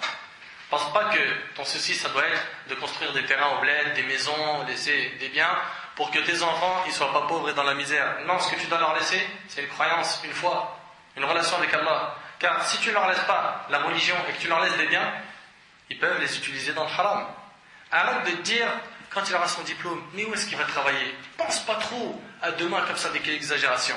Ou encore certains pères disent, comment est-ce que je vais préparer le mariage de ma fille? Sache, ô toi qui réfléchis comme cela, que la subsistance des créatures se trouve auprès d'Allah et qu'Allah n'oublie personne. Personne. Allah a dit dans Surat Maryam, Surat 19, verset 64, وَمَا كَانَ رَبُّكَ نَسِيًّا. Ton Seigneur n'oublie rien. Donc pourquoi tu parles de tes enfants, de leur avenir de cette manière? Garde donc le sourire et ne t'inquiète pas pour ta subsistance et la subsistance de tes enfants à partir du moment où tu fais les causes. Et sache que peut-être aujourd'hui c'est dur, mais Inch'Allah demain ce sera facile. Et Allah il a dit وَفِي السَّمَاءِ رِزْقُكُمْ وَمَا تُوعَدُونَ. Et il y a dans le ciel votre subsistance et ce qui vous a été promis. Omar radiyallahu anhu a dit, j'ai entendu dire le prophète sallallahu alayhi wa sallam, si vous vous en remettez à Dieu comme il convient de s'en remettre à lui, il vous apportera votre subsistance comme il l'apporte aux oiseaux. Si on s'en remettait à Allah comme il le fallait, Allah il nous donnerait notre subsistance comme il la donne aux oiseaux. Il dit, sallallahu alayhi wa sallam, ils quittent leur nid le matin, le ventre creux, pour y rentrer le soir, le ventre plein, rapporté par Tirmidhi. L'oiseau il s'en remet à Dieu, Allah il lui donne tous les jours son risque. Tous les jours il mange, lui et ses enfants. Est-ce que tu penses qu'Allah il va penser à l'oiseau, il va t'oublier? Si tu t'en remets à lui et que tu apprends at-tawakkul de l'oiseau, sache qu'Allah subhanahu wa ta'ala te donnera. Quatrièmement, sois bienfaisant envers autrui. Si tu es soucieux ou chagriné, offre à autrui un bon service. Fais-leur une faveur. Tu trouveras la délivrance et le repos. Donne à un pauvre malheureux, soutiens l'opprimé, donne à manger à un affamé, rends visite à un malade, aide un sinistré, et le bonheur t'entourera de tous les côtés. Une gorgée d'eau de la main d'une prostituée à un chien mordant a été récompensée par quoi? Par le paradis. Une gorgée d'eau par qui? Par une prostituée. Ça a été le paradis. Donc fais du bien autour de toi. Selon Ibn Umar, radiyallahu anhu, le prophète sallallahu alayhi wa sallam a dit, les gens les plus aimés d'Allah sont les plus utiles aux autres. Les gens les plus aimés d'Allah, les gens les plus aimés d'Allah sont les plus utiles aux autres, et les meilleures œuvres faites sont le fait de rentrer la joie dans le cœur d'un musulman. La meilleure œuvre que tu peux faire, c'est de faire rentrer la joie dans le cœur du musulman, et le hadith est rapporté par Tabarani. Quatrièmement, fais du bien autour de toi. Cinquièmement, sois satisfait de ton destin. Ce qui t'a touché ne pouvait te rater, et ce qui ne t'est pas arrivé ne pouvait t'atteindre. Allah a dit dans Surat Al-Hadid, Surat 57, verset 22, ما أصاب من مصيبة في الأرض ولا في أنفسكم إلا في كتاب من قبل أن نبرأها. Il n'y a pas de calamité qui vous touche sur terre ou en vous-même qui ne soit déjà inscrite dans un livre avant même que nous la créions. Tout ce qui t'arrive dans ce bas monde, c'était déjà écrit.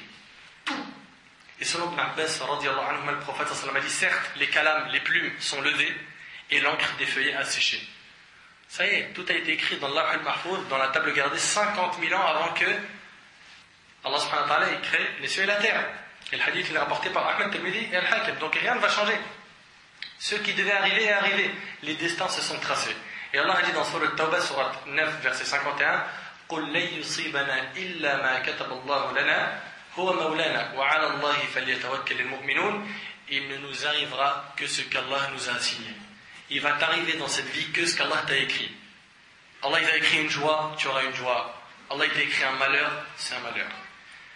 Donc inutile de dire, ah si seulement j'avais fait ça, ça aurait été ça. Le moussi en islam, dans le passé, il est haram. Dans le passé, parce que c'est remettre en question quoi? Le destin d'Allah. Tu n'as pas le droit de dire si dans le passé, dans le futur, oui. Parce que tu ne remets pas en question le destin. Si j'ai mon diplôme, je ferai ça, oui. Mais si j'avais fait ça, la porte, elle ne serait pas claquée sur mes doigts et j'aurais pas eu, etc., etc. Tout ça, c'est haram. Et haram, ça ne vient pas de ma bouche, bien sûr. Vous l'entendrez avec nous que Qala Allah, Qala Nabi sallallahu alayhi wa sallam, stop, ça s'arrête ici. Selon Abu Huraira, radiyallahu anhu, le prophète sallallahu alayhi wa sallam a dit, le croyant fort est plus aimé de Dieu que le croyant faible, et dans les deux, il y a un bien. Recherche avec énergie tout ce qui te fait du bien. Demande ainsi à Dieu et ne faiblis jamais. Et regarde bien, si un malheur te touche, ne dis pas si j'avais fait telle chose, il ne m'aurait pas touché. Mais dis Qaddarallah wa ma sha'a fa'al. Dieu en a prédestiné ainsi, et ce qu'il a voulu, il l'a fait. Et là, le prophète Sami dit, car le moussi ouvre la voie à l'œuvre de Satan, rapporté par Muslim. Tu ne dis pas si dans le passé. Ce qui t'a touché ne pouvait te rater, et ce qui ne t'est pas arrivé ne pouvait t'atteindre. Le musulman qui est satisfait du destin d'Allah fait partie des plus heureux des gens. Le vrai croyant est celui qui, lorsqu'il est touché par un bienfait ou un malheur, il est le même. Car il sait qu'en étant patient pendant les malheurs, Allah lui destinera un bien. Lorsqu'une personne est touchée d'un mal et qu'il patiente, Allah lui apporte un bien. Allah il a dit quoi dans Surat Al-Sharh? Il a dit dans Surat 99, versets 5 et 6, فَإِنَّ مَعَ الْعُسْرِ Yusra, inna ma'al usri yusra. À côté de la difficulté est certes une facilité. Dès qu'il y a la difficulté, sache que juste derrière il y a une facilité. À côté de la difficulté est certes une facilité. Et lorsqu'une personne est touchée d'un bien et qu'il remercie, donc on a dit un mal, quand tu es touché d'un mal, tu patientes, il y a un bien. Et quand tu es touché d'un bien et que tu remercies, Allah il te rajoute des biens. Allah il a dit quoi dans Surat Ibrahim, Surat 14, verset 7 وَإِذْ تَأَذَّنَ رَبُّكُمْ لَإِنْ شَكَرْتُمْ لَأَزِيدَنَّكُمْ. Et lorsque votre Seigneur proclama, si vous êtes reconnaissant, très certainement j'augmenterai mes bienfaits sur vous. Tu es reconnaissant, tu dis Alhamdulillah, sache qu'Alhamdulillah c'est la clé du rizq, c'est la clé de tout bien. Remercie Allah, Allah il va t'ouvrir tout le temps des portes. Et le prophète sallallahu alayhi wa sallam a dit, sache que le secours vient après la patience, la délivrance suit la détresse et que la facilité suit la difficulté, rapportée par Ahmed. Ô toi qui m'entends, sache qu'après la faim, il y a le rassasiement, qu'après la soif, il y a la boisson désaltérante, qu'après la veillée, il y a le sommeil, qu'après la maladie vient la guérison, que l'absent rentrera, que l'obsession sera résolue et que les ténèbres se dissiperont. Yusuf alayhi salam, il est entré en prison, oui ou non, injustement, il est ressorti ministre de l'Égypte. Tu as vu l'épreuve, il en est ressorti comment? Après chaque difficulté, il y a une facilité. Le prophète, il a été expulsé de la Mecque. Il s'installa à Médine et fonda un État qui a rempli l'ouïe et la vue de l'histoire. Un État islamique à Médine. L'imam Ahmad ibn Hanbal, il fut emprisonné. Pourtant, il est devenu l'imam de la Sunna. Cheikh al-Islam ibn Taymiyyah fut aussi incarcéré, mais il est sorti de prison pourvu d'une connaissance et d'une piété extraordinaire. L'imam Zarkashi fut jeté au fond d'un puits abandonné. Il en est sorti doté de 20 volumes de fiqh. Dans un puits, il a écrit 20 volumes de fiqh. T'imagines un petit peu? Ibn al-Athir, qui fut infirme, composa Jam' al-Usul et al-Nihaya, l'un des plus célèbres et bénéfiques livres du hadith. Ibn al-Jawzi, fut banni de Bagdad. Il apprit alors les 7 façons de psalmodier le Coran. Après une difficulté, il y a une facilité. Garde le moral, Akhil. Garde le moral, Akhil Kalima. Wallahi al-Azim, la dunya vaut pas du tout la peine de s'attrister et d'en pleurer. Absolument pas. Accepte donc ton destin et sache qu'il n'y a qu'un bien pour toi après chaque épreuve si tu es fort. Sixièmement, pour garder le moral, ad-du'a, l'invocation. Allah tabaraka wa ta'ala a dit dans Surat al-Baqarah, Surat 2, verset 186, وَإِذَا سَأَلَكَ عِبَادِ عَنِّي فَإِنِّي قَرِيبٌ أُجِيبُ دَعْوَةَ الدَّاعِ إِذَا دَعَانِ.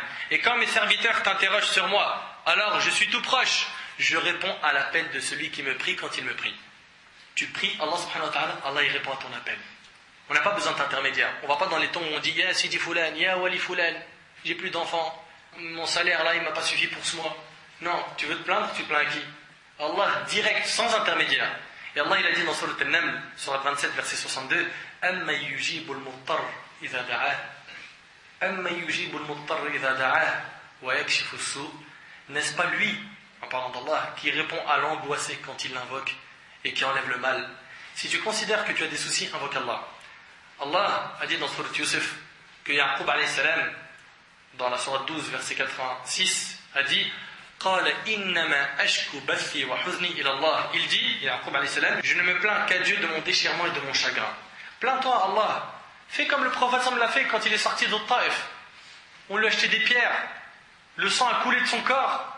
Il a levé les mains au ciel et il a dit Allahumma inni ashku ilayka da'fa quwwati wa qillata hilati wa hawani 'ala an-nas anta rabbi al-mustad'afin wa anta rabbi ila man takiluni ila ba'idin yatajahhamuni am ila 'aduwwin malaktahu amri in lam yakun bika 'alayya ghadabun fala ubali. Regarde ce qu'il a dit le prophète. Il a dit ô Seigneur Dieu, à toi je me plains de mon impuissance et du dédain des hommes. Tu es le plus miséricordieux des miséricordieux. Tu es le Seigneur des démunis et des faibles. Et tu es mon Seigneur. Entre quelles mains m'abandonnerais-tu? Entre les mains d'un étranger lointain qui ne me montrerait qu'un visage renfrogné, ou entre celles d'un ennemi à qui tu as donné autorité sur moi? Si tu n'es pas en colère contre moi, alors je ne me fais aucun souci. Le prophète sallam, à partir du moment où Allah il n'est pas en colère contre lui, il n'a pas de souci. Prends exemple sur le prophète sallam. Dans un hadith, selon Anas, le hadith il est rapporté par Muslim, le prophète me disait Allahumma inni a'udhu bika min al-ajzi wal-kasal, wal-jubni wal-haram, wal-bukhli, wa a'udhu bika min adhab al-qabr, wa a'udhu bika min fitnati al-mahya wal-mamat, Le prophète disait, Seigneur Dieu, je me mets sous ta protection contre l'incapacité, la paresse, la lâcheté, la vieillesse extrême et l'avarice. Je me mets sous ta protection contre les tourments de la tombe. Je me mets sous ta protection contre les tentations de la vie et de la mort. Donc invoque Allah subhanahu wa ta'ala. Fais des doigts.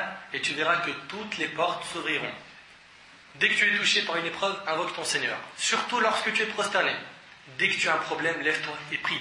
Septièmement, pour garder le moral, il faut connaître la réalité de ce bas monde. Le grand souci aujourd'hui des gens, c'est la dunya. Mais le croyant, il sait que ce bas monde est éphémère.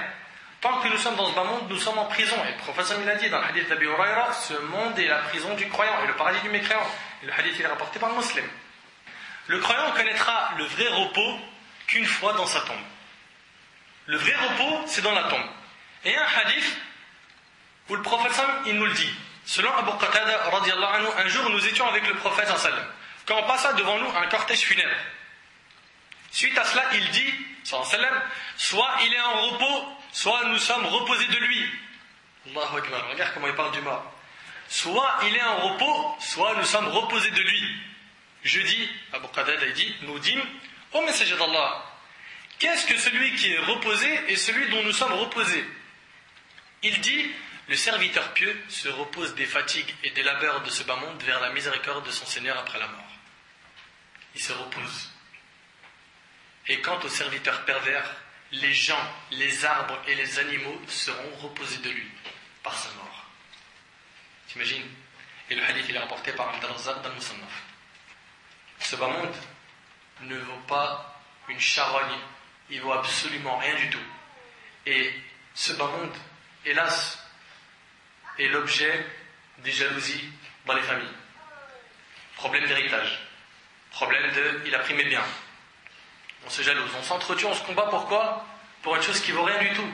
Et le prophète sallam il l'a dit lui-même dans le hadith d'Abi Huraira qui est dans Sunan al-Tirmidhi, attention, ce bas monde est maudit tout ce qu'il contient sauf l'évocation de Dieu, principalement la prière et ce qui s'ensuit, de même qu'un savant ou un étudiant. Cette assemblée, c'est quoi? C'est une assemblée de dhikr. Et elle fait partie de ce qui sort de l'exception de la malédiction à laquelle on est venu aujourd'hui assister. Donc, assister à ces assemblées font sortir de la malédiction divine. Sahl al-Sa'di radhiyallahu anhu rapporte que le prophète a dit, si ce bas monde avait aux yeux de Dieu le poids de l'aile d'un moustique, il n'aurait pas consenti aux mécréants une seule gorgée d'eau. Si ce bas monde avait aux yeux de Dieu le poids de l'aile d'un moustique, il n'aurait pas consenti aux mécréants une seule gorgée d'eau rapportée par At-Tirmidhi. Et selon Al-Mustawrid Ibn Shaddad, le prophète a dit, l'image de ce bas monde en comparaison de l'autre n'est que telle que celui d'entre vous qui plonge son doigt dans la mer, qu'il voit donc ce qu'il en retire avec son doigt. Rapporté par Muslim. Regarde bien, l'image de ce bas monde en comparaison de l'autre n'est que telle que celui d'entre vous qui plonge son doigt dans la mer, qu'il voit donc ce qu'il en retire avec son doigt. Qu'est-ce qu'il a retiré? Une goutte. Voilà la dunya, c'est quoi? Elle représente qu'une goutte. Lorsque tu écoutes ces hadiths, tu te rends compte à quel point ce bas monde est insignifiant et que l'au-delà doit être notre but quotidien dans cette vie. Comprenez que la vraie jouissance ne se trouve que dans le paradis. Toute personne qui aura compris cela ne se fâchera pas lorsque Allah l'éprouvera par la perte de sa voiture, de son argent, de son appartement ou de son travail. Le vrai croyant est celui qui s'attriste de ne pas s'être levé la nuit pour accomplir quelques prières nocturnes. Il s'attriste parce qu'il n'a plus de relation avec le Coran. Il s'attriste parce qu'il va mal avec sa femme. Il s'attriste parce qu'il n'y a plus de religion dans sa famille. Il s'attriste quand il rate un jeûne surrogatoire ou un acte surrogatoire ou bien sûr un acte obligatoire. Ce bas monde, nous devons le voir avec l'œil du prophète sallam. L'un d'entre nous doit trouver la joie que lorsqu'Allah lui facilite l'accomplissement d'une adoration quelconque. Nous devons nous réjouir d'être musulmans. Wallah, c'est la plus grande fierté. Le plus grand cadeau qu'il nous a donné Allah subhanahu wa ta'ala, c'est d'être musulman. Ton plus grand souci doit être la satisfaction d'Allah et rien d'autre. Pose-toi la question suivante. Quelle place je vais occuper au paradis? Pose-toi cette question. Si tu penses qu'en ayant raté la dunya, ce bas monde, tu as raté quelque chose, tu te trompes, car ce bas monde aux yeux d'Allah est plus misérable que quoi? Que l'aile d'une mouche. Huitièmement, fais que ton souci soit l'au-delà. Tu veux garder le moral? Fais que ton souci soit l'au-delà. Dans le hadith, qui est dans Sunan ibn Majah, le prophète sallallahu alayhi wa sallam a dit, celui dont ce bas monde est son principal objectif, il vit que pour dunya, Dieu mettra la pauvreté entre ses yeux. C'est-à-dire quoi? Il ne sera jamais satisfait. il a 1000 immeubles, il a des châteaux ici et là-bas, il est quand même pauvre. Allah il a mis la pauvreté entre ses yeux. Il en veut toujours plus. Et il sent qu'il y a un manque à combler. Et il n'aura de ce bas monde que ce que Dieu lui a déjà décidé. Et celui dont l'au-delà est son principal objectif. Si ton souci c'est l'au-delà, et que ton objectif c'est l'au-delà, écoute bien, Dieu mettra la richesse dans ton cœur. Et l'ici-bas viendra à lui malgré lui. Subhanallah. La dunya c'est elle qui va courir derrière toi. C'est ce bas monde qui va venir te dire, regarde, il y a tel boulot, il y a de l'argent ici à se faire, etc., etc. Mais pour cela, il faut que toi, tu cours vers l'au-delà. Donc en fait, tu te détournes de ce bas monde, tu gagnes l'au-delà et le bas monde court derrière toi. Tu cours derrière le bas monde, tu perds le bas monde parce que tu n'auras pas la vraie joie et tu perds l'au-delà. Celui dont son souci est ce bas monde n'est jamais satisfait. On a des gens qui sont plus que riches et malgré cela ils sont pauvres car ils n'ont pas de relation avec Allah. Et le prophète sallallahu alayhi wa sallam l'a dit dans le hadith d'Abi Huraira, la richesse ne consiste pas en l'abondance des biens mais la vraie richesse est celle de l'âme, rapportée par le Bukhari et Muslim. Neuvièmement, la prière sur le prophète sallallahu alayhi wa sallam. Quand tu pries sur le prophète sallallahu alayhi wa sallam en disant Allahumma salli ala Muhammad wa ala ali Muhammad as-salat al-ibrahimiyya, la deuxième moitié de tashahhud, t'as plus de soucis. Comment ça? Si tu dis par exemple 100 fois, 1000 fois par jour as-salat ala nabi sallallahu alayhi wa sallam, tu n'auras plus de soucis. Le prophète sallallahu alayhi wa sallam, il le dit dans le hadith d'Ubay ibn Ka'b. Écoutez bien. Ubay ibn Ka'b, il rapporte, lorsque le quart de la nuit était passé, le prophète sallallahu alayhi wa sallam se levait et disait aux gens, Uzkurullah, mentionnez Dieu, mentionnez Dieu. Le clairon du jour dernier a retenti, et par 2 fois, voici venue la mort, et ce qu'elle comporte. Je dis alors, ô messager d'Allah, je multiplie les prières. Quelle part de ma prière dois-je te dédier? Je fais beaucoup de dhikr, beaucoup de formules d'évocation. Qu'est-ce que je dois te dédier de ce que je fais comme dhikr? Il lui a dit, le quart, le prophète lui a dit, à ta guise. C'est bien si tu le fais. À ta guise. Et il lui a dit, et si tu fais davantage, cela vaudra mieux pour toi. Il lui a dit, les 2 tiers, il lui dit, à ta guise, si tu en fais davantage, cela vaudra mieux pour toi. Il dit alors, je te dédie ma prière entièrement, c'est-à-dire quand tu veux faire du dhikr, tu ne fais que de prier sur le prophète sallam. Et là, le prophète sallam, il a dit, alors, Dieu t'épargnera de tout ce qui te préoccupe. Tu pries sur le prophète sallallahu alayhi wa sallam toute la journée, tu n'as plus de soucis. Et pardonnera tes péchés rapportés par Tirmidhi. Deuxièmement, l'évocation d'Allah, al-dhikr, l'évocation. Un parmi les pieux prédécesseurs a dit, le bas monde n'aurait eu aucun goût sans le rappel d'Allah. L'au-delà n'aurait eu aucun goût sans le pardon d'Allah, et le paradis n'aurait eu aucun goût sans la vision d'Allah. Évoque Allah, au lieu de crier et frapper, fais des du'a, multiplie l'évocation. L'évocation, subhanallah, alhamdulillah, Allah akbar, etc. Ouvre le Coran, lis un peu, multiplie les formules de dhikr, d'istighfar. 11e, la prière. La prière, ça enlève les soucis. Ça te donne le moral. Allah, il a dit, dans Surat Al-Baqarah, Surat 2, verset 153, Ya ayyuhalladhina amanu ista'inu bis-sabri was-salat, inna Allah ma'as sabirin. Oh les croyants, cherchez secours dans l'endurance et la salat, car Dieu est avec ceux qui sont endurants. Et selon Hudayfa radiyallahu anhu, lorsque le prophète sallallahu alayhi wa sallam était affligé par une chose, il accomplissait la prière, rapporté par Abu Daoud et authentifié par Al-Albani rahimahullah. Et il disait, apaise-nous par la prière au Bilal. 13e chose pour avoir le moral, demande conseil aux gens de science. Si tu as un souci, va voir des gens sages et pieux afin d'écouter leurs conseils. En faisant cela, ton cœur sera apaisé, surtout si la personne te fait de bons conseils. 14e, change d'endroit. Prends le temps de prendre une semaine pour changer de décor et vider le stress. Casse la routine. Va par exemple avec des frères, des amis, au ski, va faire une umrah, casse un peu cette routine, fais un voyage où tu vas aller voir de la famille ou quelque chose, bien sûr dans un endroit où il n'y a pas de haram, on ne désobéit pas à Allah, mais casse la routine, tu verras que tu gagneras un bon morceau de ton moral. Ce sujet, mes frères et sœurs, fait partie des sujets les plus importants, et il faut comprendre une chose, c'est que ce bas monde ne mérite pas qu'on fasse la tête et qu'on perde le moral. Ce bas monde ne mérite qu'une seule chose, c'est qu'on connaisse sa réalité et la réalité de l'au-delà. Le sourire ne devrait pas nous lâcher, sachant que nous avons emprunté le chemin d'Allah et de son prophète sallam. Et hâtons-nous de faire des bonnes œuvres avant qu'il ne soit trop tard. D'après Abu Huraira radiyallahu anhu, le prophète sallam a dit, hâtez-vous de faire des bonnes actions avant d'en être empêché par l'une de ces 7 choses que vous devez attendre. Une pauvreté qui vous fait oublier, une richesse qui vous pousse à une arrogance outrancière, une maladie ruinant votre santé, une vieillesse affaiblissant votre esprit, une mort mettant fin à vos jours, l'arrivée du faux Messie, un Messie Dajjal, et c'est le pire de ce que vous cache l'avenir, où l'heure est plus mortelle et plus amère encore. Qu'Allah Azza wa Jal accepte nos œuvres, redonne le moral à tous nos frères et sœurs, nous enlève nos soucis qu'Allah subhanahu wa ta'ala fasse que notre vrai souci soit l'au-delà, que notre vrai souci soit la satisfaction d'Allah Azza wa Jal, que notre vrai souci soit le fait d'apprendre qui est son créateur et de pouvoir l'adorer comme il le faut. أسأل الله سبحانه وتعالى أن ينفعني بما قلت وأن ينفعكم بما سمعتم. هذا ما أعلم والله عز وجل أعلى وأعلم. سبحانك اللهم وبحمدك أشهد أن لا إله إلا أنت أستغفرك وأتوب إليك. جزاكم الله خير والسلام عليكم ورحمة الله وبركاته.